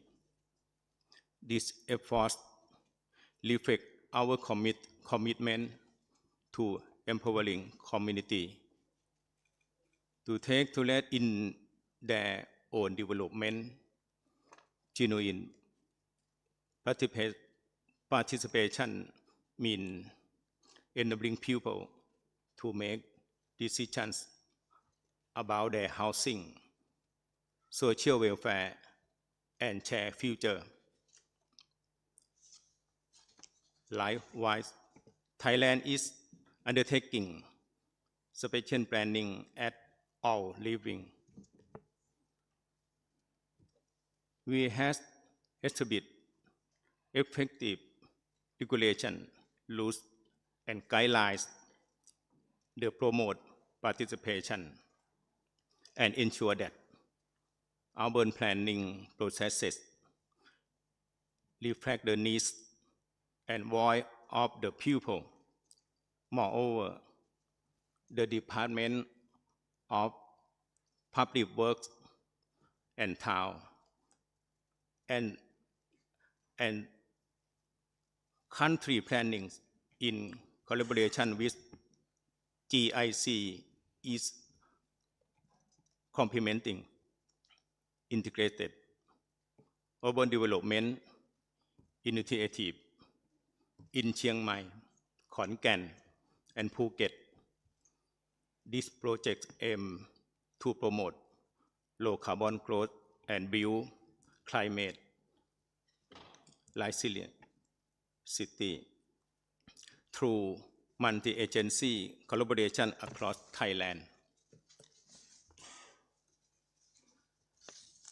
Let us strengthen our cooperation to construct a future-wise city, uplift community, and secure the well-being of present and future generation. Thank you. ขอบคุณครับ Thank you, Honorable Permanent Secretary. Good for your intervention. Thank you very much. Indeed, let's give the floor to Papua New Guinea. Honorable Secretary, Department of National Planning and Monitoring, Your Excellency Samuel. You have the floor. Thank you. Honorable Chair, Excellencies, distinguished delegates, ladies and gentlemen, good morning to you all. I take this opportunity to firstly thank the Kingdom of Thailand for your leadership and hospitality for the delegates of the 81st Commission session of the UN ESCAP. On behalf of the government and the people of Papua New Guinea, I convey our sincerest condolences to the people of Myanmar and the Kingdom of Thailand for the loss of lives in the recent earthquake. I'm grateful for this opportunity to represent my country and contribute to this regional forum to discuss the pressing issues of urbanization, population growth, climate change, and other related challenges and opportunities in our region. Excellencies, ladies and gentlemen, Papua New Guinea faces a significant demographic challenge with an estimated population growth rate of 4.8% annually. This unprecedented growth rate has contributed to rapid urbanization. We have seen a significant proportion of our population migrating from rural areas to urban centers in search of better socioeconomic opportunities. This presents both challenges and opportunities in our efforts to create inclusive, sustainable cities and climate-resilient infrastructure to support our diverse communities. To address the challenges, our government has undertaken various policy initiatives and programs to support climate-resilient urban development. The National Urbanization Policy 2010 to 2030 promotes sustainable urban planning, improved public infrastructure, and provision of essential services. We are also working on the 10-year National Housing Policy 2024 to 2034, which will focus on affordable housing for our citizens. Excellencies, ladies and gentlemen, Papua New Guinea will turn 50 years of independence on the 16th of September this year. We have come a long way as a country, despite the myriad of development challenges we face in the course of the last 50 years. The PNG Vision 2050 aspires for Papua New Guinea to be a developed country by 2050. Our government recently launched the Medium-Term Development Plan for 2023 to 2027, our development roadmap with clear sectoral indicators and targets to progress our overarching Vision 2050, and also our commitment to accelerate the 2030 Agenda on the Sustainable Development Goals. Our country is richly endowed with natural resources that can be translated into tangible, resilient, and sustainable assets that can benefit our people and build a sustainable future.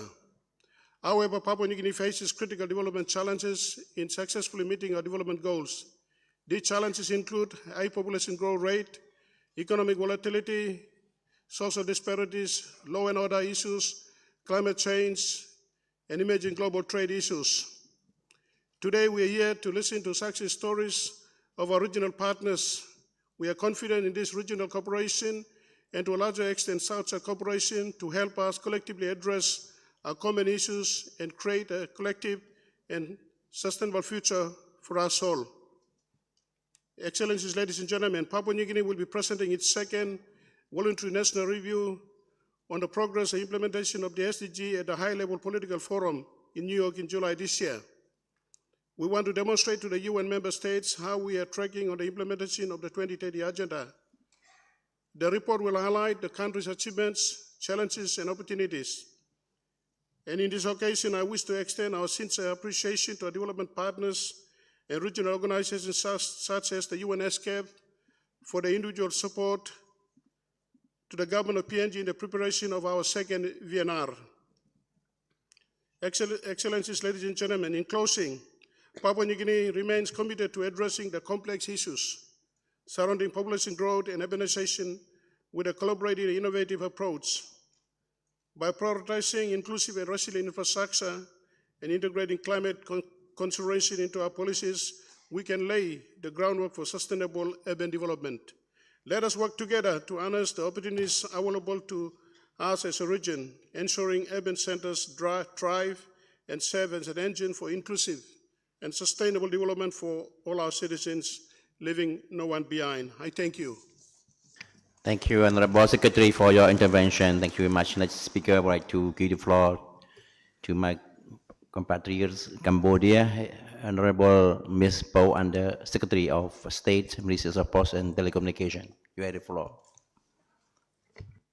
Thank you, Excellency Chair, Her Excellency Armida Celsius Alijabana, Under Secretary General of the United Nations and Executive Secretary of the Economic and Social Commission for Asia and the Pacific. Excellency Chair Dr. Lituk, Excellency distinguished delegate, ladies and gentlemen. A very good morning, Her Excellency, His Excellency, ladies and gentlemen. Today it is my great honor and privilege to be here with you to deliver my intervention at the 81st section of the Economic and Social Commission for Asia and the Pacific. Please allow me to brief about digital inclusion and transformation in Cambodia. First, I would like to ask Excellency Chair, maybe 5 minutes not enough for me. I request 2 more time to deliver my speech. The Royal Government of Cambodia under the leadership Samdech Maha Bowor Tapade Hunmanet, Prime Minister of the Kingdom of Cambodia, have adopted the particular strategy phase 1 with 5 key priorities: people, road, water, electricity, technology, especially digital technology, to address the 4th industrial revolution and the digital transformation of Cambodia. With respect to the Pentagonal strategy, the Ministry of Posts and Telecommunication, under the leadership of His Excellency Dr. Chiavandet, Minister of Posts and Telecommunication, with great effort has been promoting digital adoption and transformation in Cambodia. The ministry has developed and is working on the policy, law, and regulation are followed. Digital economic and society policy framework 2021-2035 established with the Ministry of Economic and Finance. Cambodia Digital Government Policy 2022-2035. Postal Development Policy 2022-2030. Digital Skill Development Roadmap 2024-2035. Fifth Generation Roadmap. Under amendment, Law on Telecommunication, Law on Postal Development, under drafting, National Artificial Intelligence Strategy, AI, Law on Digital Government, Law on Cybersecurity, Law on Personal Data Protection, Cloud First Policy, Data Governance, and Open Data Policy.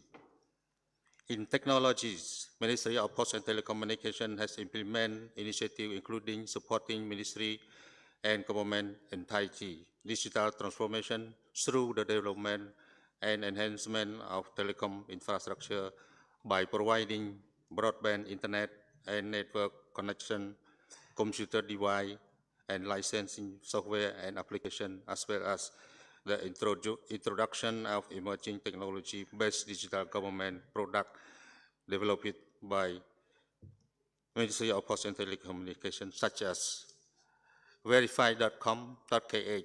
This platform allows to verify every document in Cambodia so that Cambodian people can easily remember and verify and so on internationally. 2. gov.gov.kh is the government point out trust repository for public document. 3. form.gov.kh is the instant, customizable form with zero code or cost to safely collect, classify, and sensitive data. 4. nomsa.gov.kh.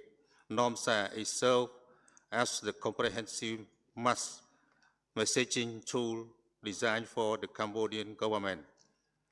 This tool facilitated seamless message management and tracking, eliminating the need for users to tackle between Outlook and short message services. 5th, qr.gov.kh, developed by streamlined information sharing. It provides a safe, cost-effective, and reliable to traditional methods like printing on name card, avoiding mutual effort, and ensuring efficiency. 6. Sarika platform is the formal Telegram booth for Khmer language support. Sarika deeply convert text to speech, transcripts speech to text, and read document aloud. 7. DG Super App is the new app for Cambodian, which will serve as platform for ministry and institutions to utilize to efficiency and digitalize providing their public service. In human capital development, Ministry of Post and Telecommunications has introduced 3 major initiatives. First, in collaboration with the Ministry of Education, Youth and Sport, building community tech center as well for 558 high schools across the country, as well as preparing digital professional community. Second, providing textual digital scholarship to outstanding students to push students in digital technology since 2021. Since then, we have providing scholarship to more than 1,000 outstanding students, and this year we are pleased to offer additionally 600 scholarships. Third, introducing digital skill development program to provide student financial aid in line with the Ministry of Post and Telecommunications also launched the Digital Skill Development Roadmap 2024-2035 to promote advanced digital skills in telecommunication, cybersecurity, data governance, software development, data and AI, digital sales and marketing, and digital innovation and entrepreneurship. Excellencies, I would like to invite you to close as soon as possible. Yeah, thank you. Yeah, may I go through to the end of section, please? Her Excellency, ladies and gentlemen, Cambodia is honored to contribute to advancing regional cooperation in digital transformation and inclusion. In this regard, we appreciate it to support extended by the ESCAP Secretariat to the development of our national artificial intelligence AI strategy under the framework of the Asia-Pacific Information Superhighway Initiative. Accordingly, Cambodia would welcome the opportunity to host the 9th section of the steering committee in the historic city of Siem Reap later this year in 2025.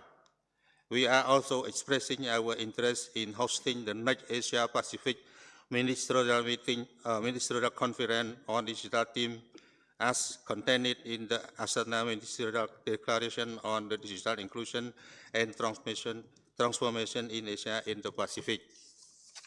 Cambodia stands ready to work with all member states, partners, and the ESCAP Secretariat to ensure this gathering foster inclusive dialogue and impactful outcome for building our future digital transformation. Thank you for your kind attention. Thank you very much. I think the sessions for giving me for letting my colleagues to speak to take a bit long time. Thank you very much indeed. Next, I'd like to give the floor to Nepal. Our Joint Secretary, Head of the United Nations, International Organization, and International Law Division, Minister of Foreign Affairs. You have the floor, Krishna. Thank you, Mr. Chair. Excellencies and distinguished delegates, good morning, namaskar. It is my honor to address this important session. The theme of the session, Regional Cooperation for Resilient and Sustainable Urban Development in Asia and the Pacific, is both pertinent and timely. Urbanization is a planetary megatrend, with our region being in the forefront. But the development of infrastructures and services has not kept pace. Our cities are still facing challenges to have adequate housing, sufficient public transport, and a healthy environment. In the same way, our cities are vulnerable to disasters and climate change. Therefore, we have a lot to do for resilient and sustainable urbanization, starting with proper plans for our cities and settlements. Distinguished delegates, Nepal is also experiencing a rapid urbanization in recent years. Our urban policies and plans focus on sustainable and resilient urbanization, aligned with the new urban agenda, the 2030 agenda, and the Paris Agreement. We are committed to ensuring human security, comfort, and well-being while building cities and settlements. We are planning to develop smart cities equipped with modern infrastructures and technologies. Distinguished delegates, history illustrates that cities are the cradles of culture and civilization. The unprecedented development of new and emerging technologies, including ICT and artificial intelligence, has the power to spawn a new generation of smart cities. The transformed cities will revolutionize all aspects of our life. However, significant challenges remain in harnessing this transformative potential. Particularly, we are one of the most vulnerable regions to climate change and disasters, with many least developed, landlocked, mountainous, and low-lying small island countries. Against this backdrop, we must promptly address the challenges facing the entire spectrum of human settlements, from remote villages to major cities. Change should start with communities, as local actions are the building blocks for a green, just, and resilient future. But we cannot deliver these promises alone without substantial international and regional cooperation. ESCAP's role as a regional platform is more crucial than ever in this regard. Nepal stands ready to collaborate actively with ESCAP members, other partners, and stakeholders for human-centric, sustainable urbanization. Let us join hands to harness urbanization as a force for a healthy planet and prosperous communities. I thank you. Thank you, Joint Secretary Krishna, for your statement. Next, I give the floor to Russian Federation Director Kirill, Department of International Organization, Ministry of Foreign Affairs. You have the floor, Mr. Kirill. Thank you. Уважаемый господин председатель, уважаемые коллеги, Города исторически играли ключевую роль в человеческом развитии, выступая центрами производства, инноваций и культуры. Стремительная урбанизация стала одним из ключевых характеристик и одновременно вызовов XX века. Сегодня ее темпы продолжают демонстрировать ускоряющуюся динамику. На Азиатско-Тихоокеанский регион приходится 60% всего населения мира. В городах уже проживают более 2 миллиардов человек. Становятся все более ощутимы сопутствующие проблемы: ухудшение экологических условий, повышение стоимости жизни и жилья, перегруженность инфраструктуры, кратное увеличение потребления ресурсов и другие. Последний отчет о ходе выполнения целей устойчивого развития в Азиатско-Тихоокеанском регионе, представленный секретариатом в начале 2025 года, констатирует, что темпы выполнения повестки 2030 в целом остаются на весьма низком уровне.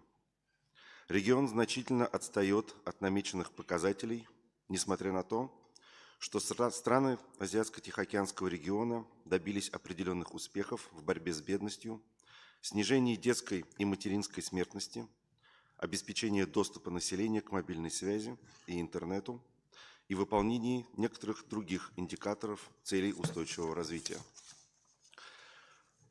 Возлагаем надежды на созидательный потенциал комиссии, который остается ключевым общерегиональным механизмом разработки согласованных подходов стран-членов ESCAP к решению актуальных проблем устойчивого развития в регионе. Считаем важным, чтобы комиссия продолжала последовательную работу по консолидации усилий ее государств-членов в разработке и реализации общерегиональных программ взаимодействия в области устойчивого развития с учетом социально-экономической специфики государств и их национальных приоритетов.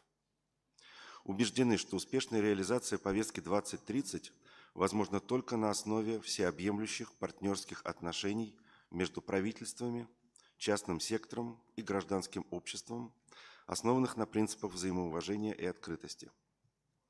Отмечаем неоспоримую важность развития населенных пунктов для достижения целей устойчивого развития и создания качественной городской инфраструктуры для обеспечения доступа населения к базовым услугам, включая медицину, электроснабжение, водоснабжение и санитарию. В масштабах нашего общего Азиатско-Тихоокеанского региона это требует более активного внедрения инновационных решений, наращивания потенциала и обмена знаниями для построения городов, устойчивых к вызовам сегодняшнего и завтрашнего дня. Господин председатель, Российская Федерация привержена реализации цели устойчивого развития, в частности, цели 11. У нас более 1100 городов. Их комплексное развитие критически важно для нашего государства. В 2024 году завершился национальный проект «Жилье и городская среда». Благодаря ему свои жилищные условия улучшили порядка 21 миллионов семей. Благоустроено почти 70 тысяч общественных территорий и создано более 1000 объектов водоснабжения. С января этого года в России началась реализация нового национального проекта «Инфраструктура для жизни». Речь идет о дальнейшем обустройстве огромного пространства нашей страны, о создании современной, комфортной и удобной среды во всех регионах и муниципалитетах, о широкой доступности транспортных и социальных услуг, качественных и безопасных дорог. Активно развиваются сети многофункциональных центров, предоставляющих все большее число государственных услуг. Охват населения многофункциональными центрами «Мои документы» превысил 99%, что позволило повсеместно увеличить доступность государственных сервисов и сделать их единым местом приема, регистрации и выдачи документов гражданам. Российская Федерация обладает по-настоящему прорывными решениями, методологиями и технологиями. Намерены активно участвовать в двухсторонних и многосторонних отраслевых тематических программах, запускать профильные проекты техсодействия, в том числе по линии ESCAP, а также делиться успешными отечественными передовыми практиками, которые могли бы быть полезными для стран-членов комиссии. Благодарю за внимание.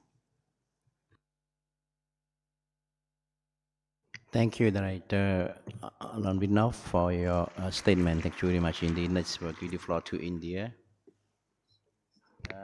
Mr. Magister Powell, Deputy Secretary, Ministries of Housing and Urban Affairs. You have the floor. Thank you. Thank you, Mr. Chair. Distinguished delegates, inclusive and sustainable urban development is crucial for building resilient, equitable, and prosperous societies. As urban areas continue to grow rapidly, fast becoming centers of innovation and opportunity, they face challenges like rising inequality, environmental degradation, and inadequate infrastructure. India is experiencing a steady shift from rural to urban living. By 2047, nearly 50% of India's population will live in urban areas, which are expected to contribute over 80% of GDP. Effectively managing this urban transition is therefore crucial.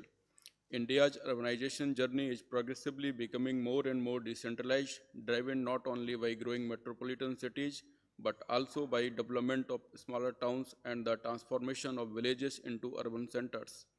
Tier 2 cities have been recognized as growth hubs and focus is on economic planning, transit, and sustainable development of peri-urban areas. Our government has made sustained efforts to provide affordable housing to urban poor and middle-income households using sustainable disaster-resilient construction technologies. An affordable rental housing component has been added targeting migrant populations. India is also addressing urban poverty through skills training and job placement for urban poor and providing interest-free loans to street vendors. A new mission targeting vulnerable occupational groups like domestic and gig workers is underway to build economic resilience. Distinguished delegates, to address the unique challenges associated to rapid urbanization, a smart city mission was launched in India in 2015 to enhance functionality of cities through emerging innovations. This initiative encompasses more than 8,000 multi-sectoral projects designed to improve urban infrastructure, provide modern services, and enhance the overall quality of life. Over 90% of these projects have been completed, marking steady progress in creating a sustainable urban environment. The Atal Mission for Rejuvenation and Urban Transformation, Amrit, has made strides in providing universal water supply and improved sanitation and also aims to rejuvenate water bodies, enhance shallow aquifer management, and significantly improve water recycling capacities. Cities increasingly vulnerable to heat waves, floods, and water scarcity. Regional cooperation is essential for developing effective strategies for urban climate adaptation and resilience. India is committed to principle of reduce, reuse, and recycle 3R with supervisory control and data acquisition systems implemented in 258 water supply schemes to reduce water loss. Additionally, treated wastewater is being reused in industries, agriculture, and to rejuvenate water bodies.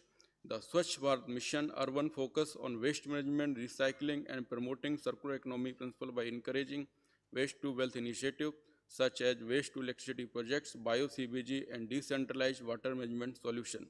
Distinguished delegates, as host to high-level 12th Regional 3R and Circular Economy Forum in Asia and the Pacific, held at Jaipur in March 2025, India played a crucial role in fostering dialogue and bringing a joint declaration to fruition, under which the Asia-Pacific countries committed to advancing circular economy goals to achieve resource-efficient and resilient societies. As a participant in Urban Act project, India supports low-carbon resilient urban development in the Asia-Pacific.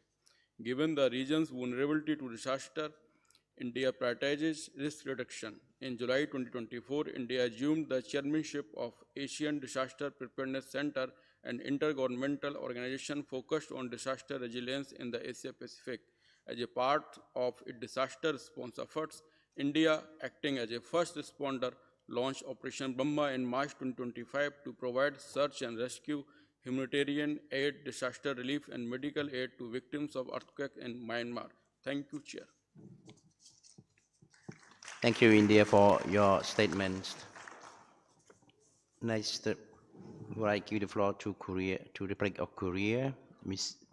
Yen Jung Kang, Director of International Cooperation and Informatization International National Agency for Administrative City Construction. You have the floor, Korea. Thank you. Honorable Chair, distinguished delegates, it is a great honor to speak on behalf of the government of the Republic of Korea. Cities stand at the forefront of sustainable development in the Asia Pacific. As we face interlinked challenges, including climate change, demographic transition, migration, and inequality, cooperation among cities and solidarity across borders are not optional but essential. As the host country of the 8th Asia-Pacific Urban Forum in Suwon, we warmly welcome Japan's hosting of the 9th Asia-Pacific Urban Forum. In pursuit of SDG 11, Korea has implemented a broad set of urban policy objectives. These include the provision of adequate, affordable, and high-quality housing, the expansion of green mobility solutions, and the promotion of inclusive access to open green spaces. A notable example is the development of the administrative city in Sejong, strategically established to address overconcentration in the capital and regional disparities. Located 120 kilometers south of Seoul, this city was envisioned as a hub for balanced national growth. The National Agency for Administrative City Construction, NAACC, carefully planned and constructed the city to serve as a distinguished model of sustainable urban development. To encourage settlement in the new regional hub, the government relocated central government ministries and ensured access to affordable housing and a livable urban environment through systematic urban planning. Building upon this experience, Korea and NAACC remain firmly committed to supporting ESCAP's agenda for resilient and sustainable urban development. NAACC has engaged in policy exchanges with member states and other international partners on capital relocation, new city development, and inclusive urban planning. Through these exchanges, we have observed that many countries are facing challenges similar to those we have already encountered and addressed. As the theme study rightly underscored, no country or city can address these challenges in isolation. We'll continue to reinforce both bilateral and multilateral cooperation to support the development of resilient, inclusive, sustainable cities across the Asia-Pacific region. Thank you for your attention. Thank you, Director Kang, for your statement. Let's give the floor to Bangladesh. Secretary Chowdhury, Information Communication Technology Division, the Government of the People's Republic of Bangladesh. You have the floor, sir. Thank you. Honorable Chair, Excellencies, distinguished delegates, good morning. It's an honor to address this 81st session of ESCAP and share Bangladesh's perspective on the critical issues of regional cooperation for resilient and sustainable urban development. I would like to thank the Royal Thai government and the ESCAP for convening this meeting under the timely theme, Regional Cooperation and Resilient and Sustainable Urban Development. Bangladesh is experiencing rapid urbanization. Our urban population is projected to double by 2050, transforming the socio-economic landscape of the country. This trend presents significant opportunities, but also complex challenges, including unplanned urban sprawl, rising demand for housing, overstressed infrastructure, and increasing vulnerability to climate-induced disaster. Dhaka, our capital, is now one of the most densely populated cities around the world. To address these challenges, Bangladesh has adopted a forward-looking urban development agenda. We are implementing the National Urban Policy to promote compact, inclusive, and climate-resilient cities. Urban planning now integrates disaster risk reduction, nature-based solutions, and green infrastructure. In addition, we are now emphasizing to operationalize the multimodal transport in our cities, linking road metro network to the riverine networks. We are also committed to promoting renewable energy within urban development, including waste energy, solar-powered public buildings, eco-friendly construction practices, and constructing to clean cooking and lighting solutions in low-income urban areas. Distinguished delegates, we believe that national efforts must be complemented by robust regional cooperation. Bangladesh strongly supports ESCAP's efforts in fostering regional partnership and technical exchange. We particularly emphasize the importance of enhancing access to climate financing and develop cross-border solutions for transboundary challenges. In this context, we welcome ESCAP's initiative on the Framework Agreement on facilitating of cross-border paperless trade in Asia and the Pacific, which Bangladesh has ratified. This agreement is pivotal for digitalizing trade process, reducing transaction cost, and ensuring greater transparency and efficiency factors essential to build resilient urban economies in the region. Distinguished delegates, we also encourage the Commission to further strengthen platforms for knowledge sharing on sustainable transport system, waste and water management, affordable and climate resilient housing, and digital urban governance. Enhanced South-South and triangular cooperation can serve as key enablers for innovation and capacity building, especially for the benefit of least developed and vulnerable countries. Empowering local governments is essential to this transformation.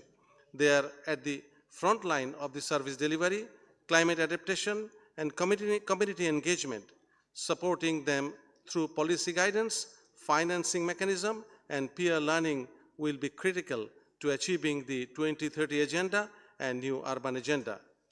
Excellencies, at the end, I would like to reiterate that Bangladesh remains firmly committed to working in partnership with all ESCAP's member states to build cities that are not only economically vibrant, but also environmentally sustainable, socially inclusive, and resilient to the future shocks. Let's move forward with vision, innovation, and determination. I thank you.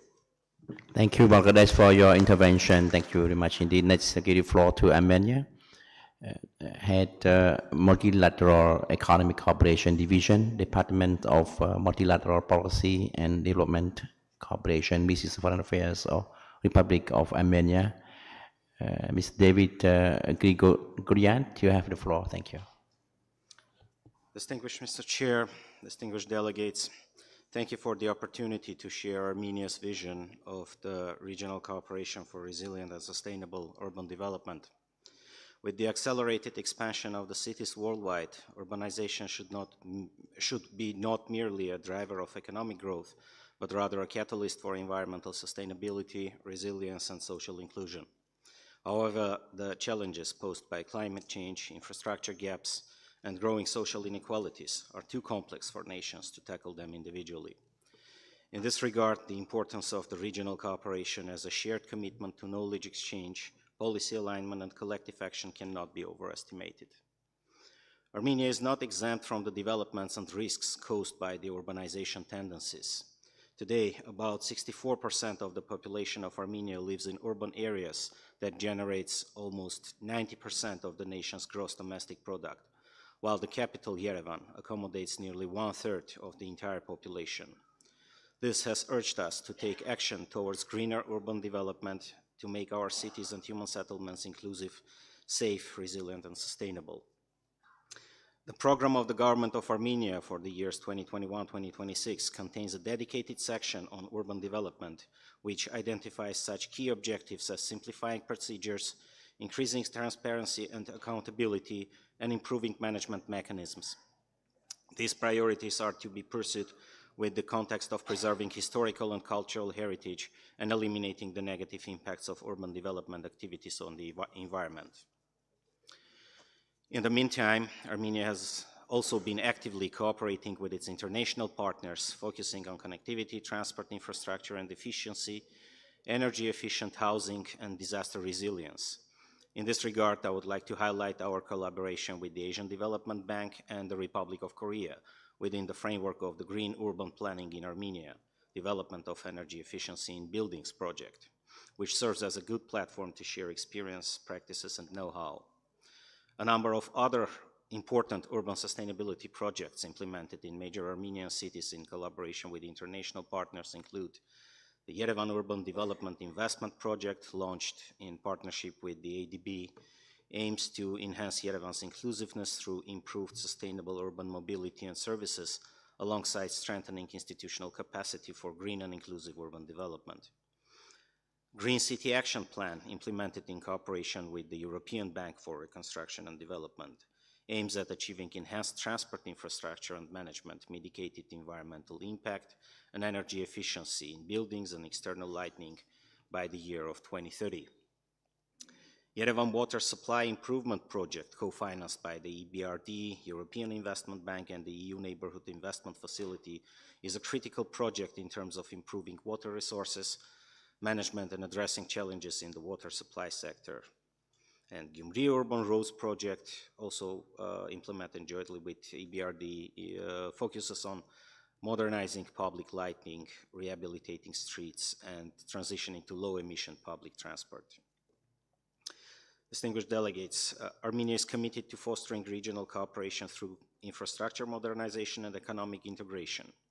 Investing in modern roads, railways, and logistics centers in our region will not only boost trade efficiency, but will also drive urban growth by fostering economic opportunities in key urban centers.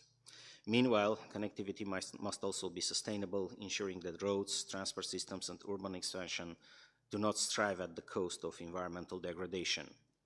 In this vein, we prioritize smart urban planning, green mobility solutions, and energy-efficient infrastructure. Due to the geographical location of Armenia, environmental risks and seismic threats remain a pressing concern.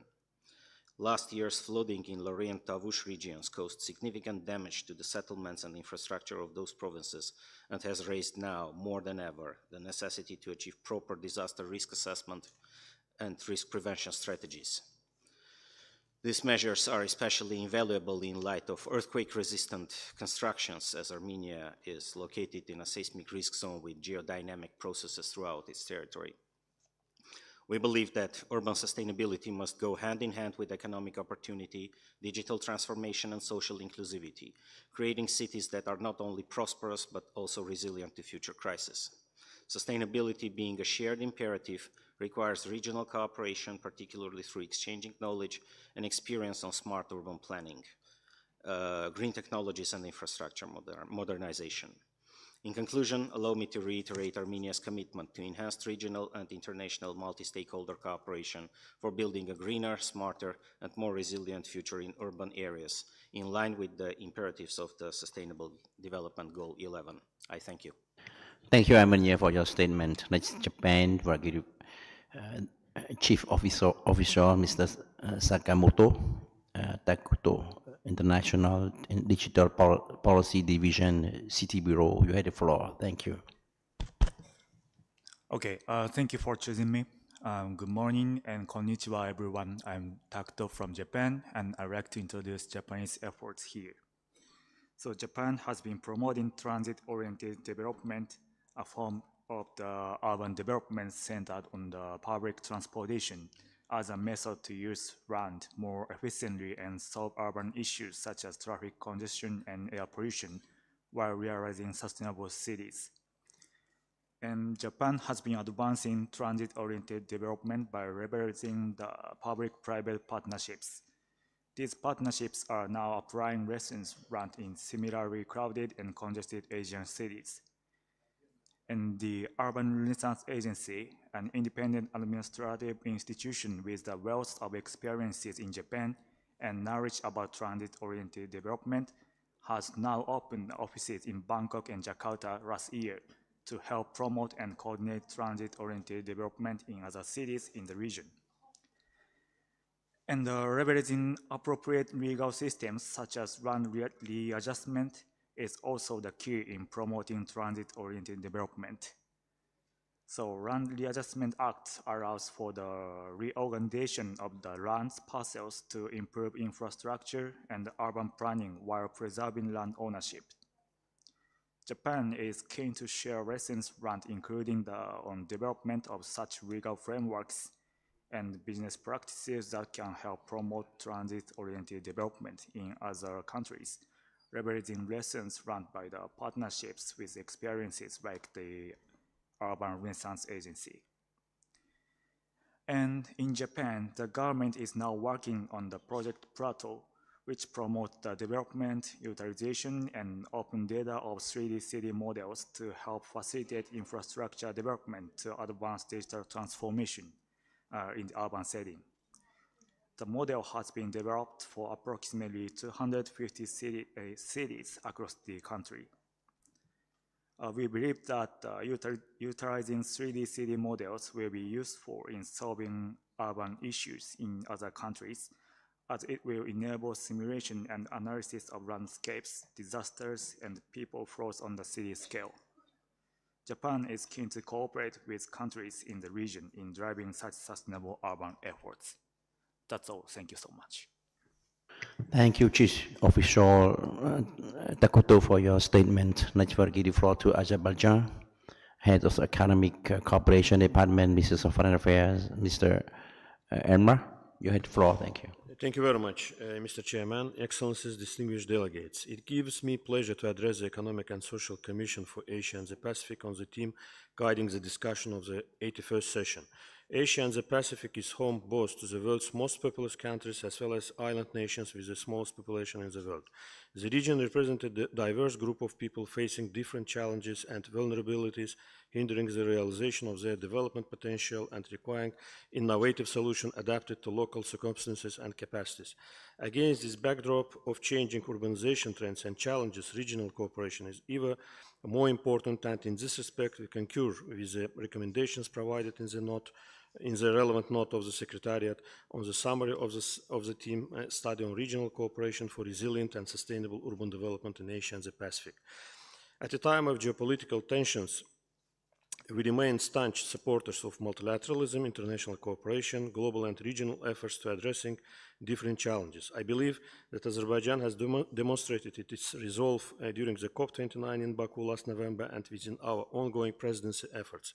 Within the framework of its action agenda, COP29 presidency has presented a declaration entitled Multisectoral Actions Pathways, a map to resilient and healthy cities, which highlights the need to take a multisectoral approach to urban climate action. It explores new issues such as nature and health, disaster resilience and early warning systems in cities, urban afforestation and reforestation, urban agriculture, technology, green skills and green jobs, and offers solutions in this regard. The MAP initiative also encouraged stronger partnership among UN agencies, international organizations, multilateral development banks, multilateral climate funds, philanthropic organizations, civil society, and all other stakeholders. It builds linkages between World Urban Forums, UNFCCC urban processes, and World Environment Days, and other global and regional platforms. One of the key outcomes of this global initiative was establishment of Baku COP Presidency's Continuity Coalition on Urban Climate Action by Egypt, COP27 presidency, United Arab Emirates, COP28 presidency, Azerbaijan, COP29 presidency, and Brazil as a COP30 presidency. As of today, MAP declaration has been endorsed by more than 200 stakeholders, including 54 countries and more than 100 cities. Using this opportunity, I would like to encourage others to join in this global declaration, which is still open for endorsement. At the regional level, Azerbaijan also initiated establishment of the Forum of Climate Smart Cities within the framework of United Nations Special Program for Economies of Central Asia. The population of Azerbaijan has grown considerably over the past decades. Today we have more than 10 million people. With 54.5% of the population concentrated in urban areas, my country approaches the challenges attached to the rapid urbanization in a responsive and inclusive manner based on the needs of its population. We have launched the concept of the smart city, smart village to foster sustainable development in our regions. Within this framework, large-scale renovation work started across Karabakh and Eastern Zangezur regions of Azerbaijan. The area has a potential of 10,000 megawatts of green energy, hydro, solar and wind, with hydropower holding the biggest potential. A total of 32 new power plants with a total capacity of 270 megawatts are currently under construction. They will fully supply these regions and also surplus planned to be exported abroad. Several cities of Azerbaijan also are participants of EBRD Green City project, and we have also cooperation in this field with ADB. These are some of critical steps we have taken in the past years to ensure resilient and sustainable urban development at the global, regional, and national levels. As a further sign of our dedication to multilateral partnership, we will welcome the international community to Baku for the 13th World Urban Forum next year. In conclusion, I would like to invite all of you to the side event on COP29 MAP initiative, which will be organized today at 12:45 in the conference room 4, level 1. Thank you.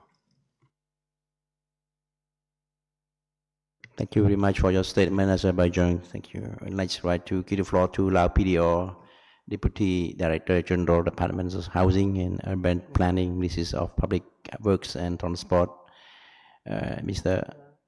Nalongsai. You have the floor. Thank you. Thank you, Mr. Chair.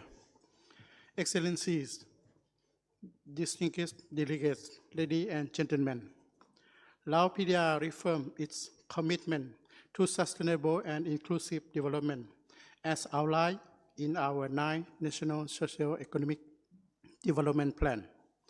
Guided by our National Clean Growth Strategy and the Sustainable Development Goals, our 5-year plan emphasized the pursuit of high-quality, stable, and resilient development across all human settlements. With approximately 2/3 of our population residing in rural areas, while experiencing rapid urbanization, Lao PDR recognized the urban need for balanced territorial development. This including ensure equitable access to affordable housing, basic services, and livelihood opportunities across both urban and rural areas. We view climate resilience, environmental and social safeguards, and social inclusion as essential pillars of sustainable development across both the built and natural environments. Our urban development strategy prioritizes the creation of vibrant, well-planned urban hubs along strategic economic corridors. These corridors, such as North-South axis served by National Road number 13, are transforming our connectivity within the Great Mekong sub-region and beyond. To ensure that growth is inclusive and resilient, we are focusing on the integrated approach to land use, public works, and transport infrastructure planning. These are complemented by regulatory and soft measures, such as improved waste management system, urban policy reforms, and capacity building in all levels. Lao PDR currently implementing several urban resilience and smart city initiatives. This includes urban development projects under the Great Mekong Sub-Region Program. We welcome further collaboration in accelerating the implementation of SDG 11 on sustainable cities and communities, and in supporting the localization of all SDGs. We call upon ESCAP to scale up its support in the area of strategic urban planning to help countries like Lao PDR meet the ambitious target of Agenda 2030. Thank you. Thank you, PDR, for your statement. Next, give the floor to Vietnam, Ms. Hoang Thi Tanna, Deputy Director General, Department of International Organizations, Ministries of Foreign Affairs of Vietnam. You have the floor. Thank you. Thank you, Mr. Chairman. Urbanization has been a powerful driver of economic growth across Asia and the Pacific, leading to significant improvements in urban infrastructure and the living standards of our population. However, the challenges associated with urbanization are equally well documented. Vietnam is currently experiencing rapid urbanization, with the urbanization rate reaching 43.1%. The urban economy contributes approximately 70% of our GDP. While the urbanization and its contribution to the economy is positive, it has also placed considerable pressure on our development policies.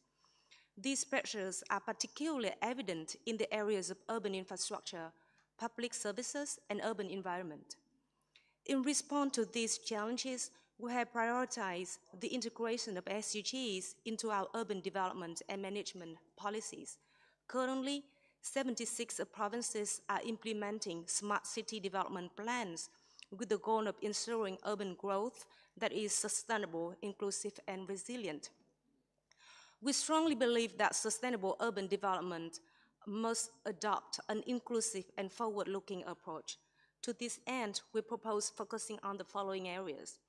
First, we should strengthen partnerships and cooperation for green, smart, low-carbon, and sustainable cities in Asia and the Pacific.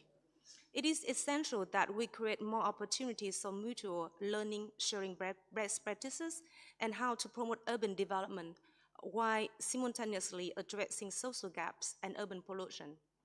Second, it is important to mobilize resources for the development and urban infrastructures, particularly green public transportation systems, access to affordable housing, and development of green space in cities. Enhancing these key services not only helps improve the quality of life, but also support inclusive and sustainable urban development. Third, we support regional, inter-regional initiatives on sustainable and smart urban planning and management, particularly those focusing on leveraging technology and innovation for urban planning and management. We would also like to learn innovative approaches to urban financing. In conclusion, we strongly believe that our collective efforts can help us respond more efficiently to the rapid urbanization and build sustainable, inclusive, and resilient cities. I thank you. Thank you, Vietnam, for your statement. Next, we'll give the floor to Iran. Mr. Hadi Diri, Deputy Head of International Center of Planning and Budget Organization. You have the floor, Iran. Thank you, Mr. Chair, for giving me the floor. Mr. Chairman, Excellencies, ladies and gentlemen, the Islamic Republic of Iran warmly welcomes this session's timely focus on regional cooperation for resilient and sustainable urban development in Asia and the Pacific. Rapid urbanization has transformed our region's cities into vital hubs of economic and social programs. Yet, unplanned urbanization and vulnerable infrastructure expose our cities to natural hazards including earthquakes, floods, sand and dust storms, as well as climate change and socioeconomic challenges. These vulnerabilities hinder sustainable development. For countries like Iran, which faces additional constraints such as illegal or unilateral coercive measures, building resilient and inclusive cities is both a priority and necessity. We therefore call for a holistic and integrated approach to strengthen urban resilience, manage natural resources, reduce disaster risk, and address cities like water scarcity and land subsidence. Islamic Republic of Iran has made significant efforts to strengthen urban resilience through comprehensive national strategies, including the promotion of renewable energy, sustainable transportation, and climate resilience, urban planning.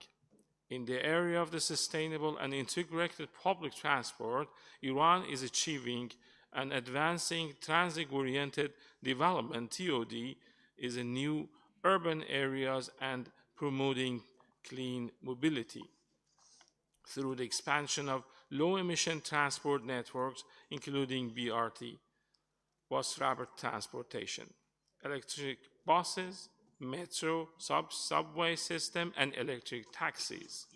Mr. Chair, ladies and gentlemen, Islamic Republic of Iran also has taken initiatives to ensure equitable and inclusive urban access such as the development of the child and elderly-friendly neighborhoods and promotion of age-friendly cities through community-based and information and communication technology-enabled solutions.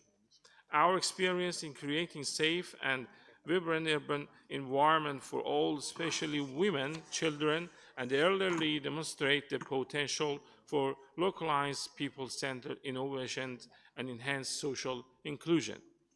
Public-private partnerships have played a pivotal role in Iran's urban mobility transportation, particularly through co-financing arrangements for electric public transport vehicles. Furthermore, digital platforms for urban management, participatory decision-making, and waste management innovations rooted in the Reduce, Reuse, Recycle 3Rs framework are enabling more transparent and circular urban economies. Islamic Republic of Iran stands ready to collaborate with ESCAP member states to advance common goals through pilot initiative, joint research on circular economy, as well as knowledge exchange platforms, including digital twinning and city partnership. We reaffirm our commitment to contribute actively to ESCAP's vision of resilient, inclusive, and sustainable cities, and stand open to mutual learning and regional partnership in the years ahead. I thank you. Thank you, Islamic Republic of Iran, for your statements. Let's give the floor to China. Mr. Ji Zuno, permanent representative of the People's Republic of China to ESCAP. You have the floor. Thank you. 谢谢主席。中国代表团感谢直密女士介绍主题研究成果。她介绍的5点行动建议值得亚太经合会成员、准成员认真研究。借此机会，中国代表团也祝贺日本横滨市获得2027年亚太城市论坛的举办权。各位代表，当前城市聚集了亚太地区1半以上人口，贡献了约80%的国内生产总值，已成为本地区落实2030年可持续发展议程的重要载体。中国一直是城市可持续发展事业的积极参与者、推动者和贡献者。在习近平主席“人民城市人民建，人民城市为人民”的重要理念指引下，中国城市发展取得历史性成就，极大地增强了人民群众的获得感、幸福感、安全感。我们建成了世界上最大的住房保障体系，累计建设各类保障性住房和棚改安置住房9000多万套，惠及2亿多人口。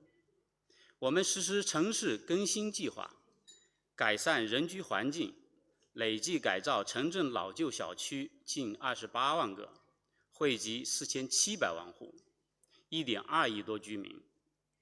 我们推动建设绿色城市基础设施，截至2024年，在上海、北京等90个城市开展海绵城市建设试点。到2025年，地级及以上缺水城市再生水的利用率达到了25%以上。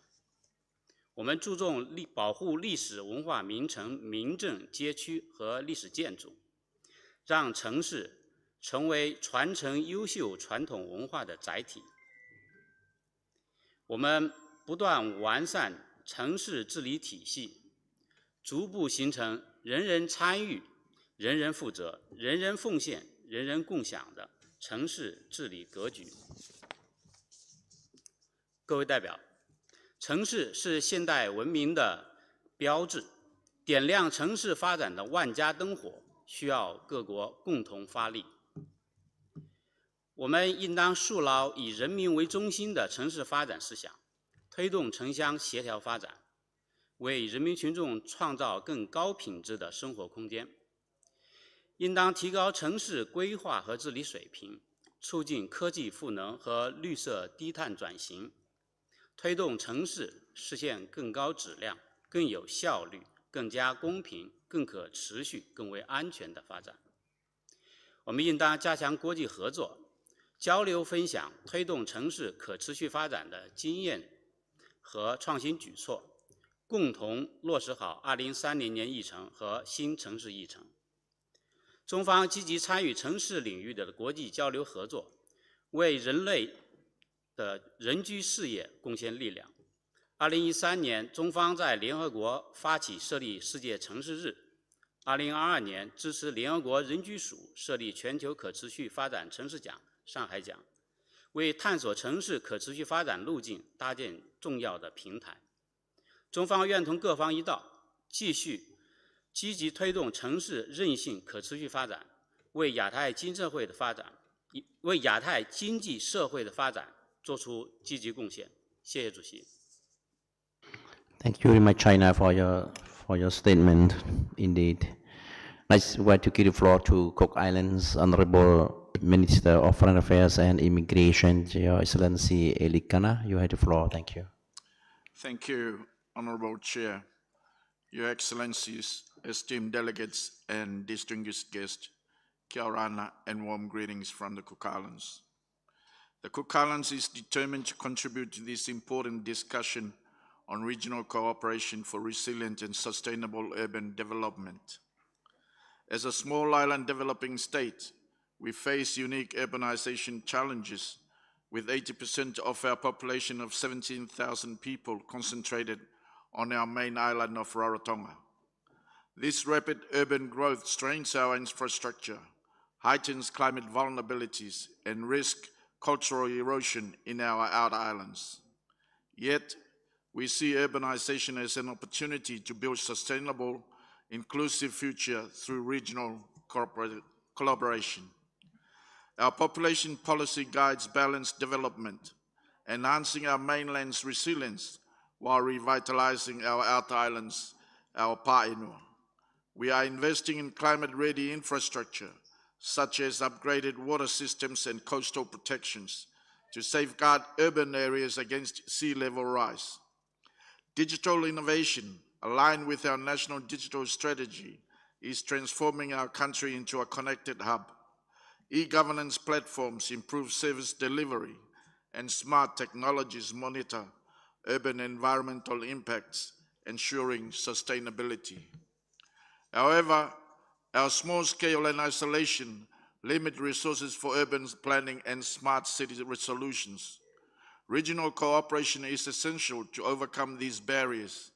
Through ESCAP and Pacific Partnership, we seek technical assistance to develop urban-specific digital tools like smart waste management systems and to share best practices for climate-resilient urban design. We also advocate for innovative finance to fund sustainable infrastructure, ensuring that we thrive as an economic and control center. Inclusion remains our priority. Our urban policies empower women, youth, and the outer island communities, preserving our Cook Islands Maori identity. Initiatives like digital education platforms in our native language ensures cultural continuity amidst urban growth. These efforts align with the new urban agenda and SDG 11, positioning our country as a model for small island urban resilience. The Cook Islands are inspired by the Asia-Pacific collective vision. The Cook Islands calls for strengthened regional frameworks to support small island development state in urban planning, climate adaptation, and digital transformation. By pooling expertise and resources, we can create cities that are resilient, equitable, and sustainable. In the spirit of our ancestors, who built thriving communities with ingenuity and unity, we pledge to work alongside our regional partners. Let us harness regional cooperation to shape urban futures that honor our communities, safeguard our environment, and serve as models of sustainable development. Atawaiwolo de Manek. Thank you, Honorable Minister Elikana, for your statement. Next, we'll give the floor to Macau, China. Mr. Yu Yunhua, Director of Economic Technological Development Bureau, Macau, China. You have the floor. Thank you. Thank you, Chair. Excellencies and distinguished delegates, it is my honor to represent Macau, China at the 81st Sections of the United Nations Economic and Social Commission for Asia and the Pacific. At the outset, allow me to express my sincere appreciation to the Thai government for the gracious hospitality, as well as to ESCAP for its emphasis in advancing sustainable development across our region. The successful implementation of the one country, two system principle has provided Macau, China a solid foundation for pursuing more sustainable development. Promoting economic diversification and fostering regional cooperation remain the cornerstones of Macau, China's sustainable development strategy. Striving for economic diversification, Macau, China is dedicated to facilitating the local business sectors to access a broader market by strengthening the economic and trade ties with neighboring regions. The Mainland and Macau Closer Economic Partnerships Arrangement, that is CIPA, has effectively enhanced trade in goods and services, investment, economic and technical cooperation, supporting the integrated economic development of both sides. Recent CIPA revisions have further relaxed the entry threshold for Macau service providers to access the mainland market. This does not only enable Macau enterprise to expand their business into the mainland more smoothly, but also provide excellent opportunities for international companies to fully leverage Macau's advantages and deepen their integration into the mainland market under the CIPA framework. Another major regional cooperation initiative is the Guangdong-Macau Intensive Cooperation Zone in Hengqin, which is located adjacent to Macau and operates under the principle of mutual discussion, joint construction, joint administration, and shared benefits. The cooperation zone focuses on industries such as traditional Chinese medicine, modern financial services, and high technology. These partnerships continues to inject fresh momentums into our economy while creating enhanced living standards and employment opportunities for our residents. With the aim of supporting our economic diversification efforts, we will continue to take forward the integration between Macau and Hengqin. As the key platform connecting China and Portuguese-speaking countries, Macau, China has successfully convened 6 ministerial meetings of the Forum for Economic and Trade Cooperation between China and Portuguese-speaking countries. These meetings have driven remarkable growth in the economic partnerships between China and Portuguese-speaking counterparts, with bilateral trade volume reaching USD 220 billion in 2023, representing a 20-fold increase since the forum's establishment. In embracing the transformative digital and technological era, Macau, China has implemented targeted initiatives to accelerate technological innovations. Our Technology Enterprise Certification Program provides policy support for tech companies, empowering their robust growth. Additionally, our SME Digitalization Support Service provides the digital transformation of traditional SMEs, helping them enhance production efficiencies and optimize management models to achieve sustainable business modernizations. Looking ahead, Macau, China remains committed to striving for sustainable development and actively participating in regional cooperation with a higher level of engagement. We believe that through our joint efforts, we can achieve a more resilient, inclusive, and sustainable future. I conclude by expressing my heartfelt thanks to ESCAP for providing this vital platform, enabling us to collectively explore and promote sustainable development in the Asia-Pacific. I wish this section's very success. I thank you. Thank you, Director Wao, for your statement on behalf of Macau, China. Before we conclude our morning sessions, we have 2 more speakers. First, I'd like to give the floor to International Transport Forum, Mr. Jung Tai Kim, Secretary General of International Transport Forum. You have the floor. Thank you. Thank you, Chair. Excellencies, distinguished delegates, ladies and gentlemen. It's an honor to represent the International Transport Forum to discuss the critical role of regional cooperation in fostering resilient and sustainable urban development across Asia and the Pacific.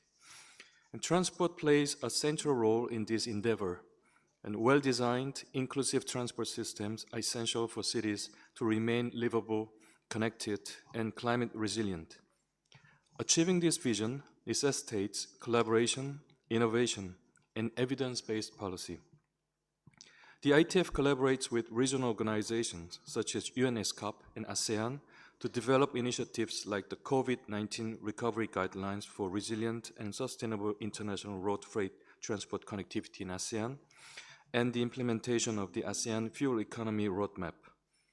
These projects work with governments to promote inclusive and resilient transport policies. The transport component of the Sustainable Infrastructure Program in Asia, so-called SIPA, led by the ITF, aligns transport investments with the Paris Agreement and Sustainable Development Goals. SIPA's urban mobility projects in Uzbekistan and Mongolia develop tailored, resilient, low-carbon transport pathways and policy modeling tools for Tashkent and Ulaanbaatar. SIPA fosters knowledge sharing and capacity building to help cities across Central Asia advance sustainable urban transport solutions. ITF also convenes regional high-level dialogues to strengthen cooperation and collaboration.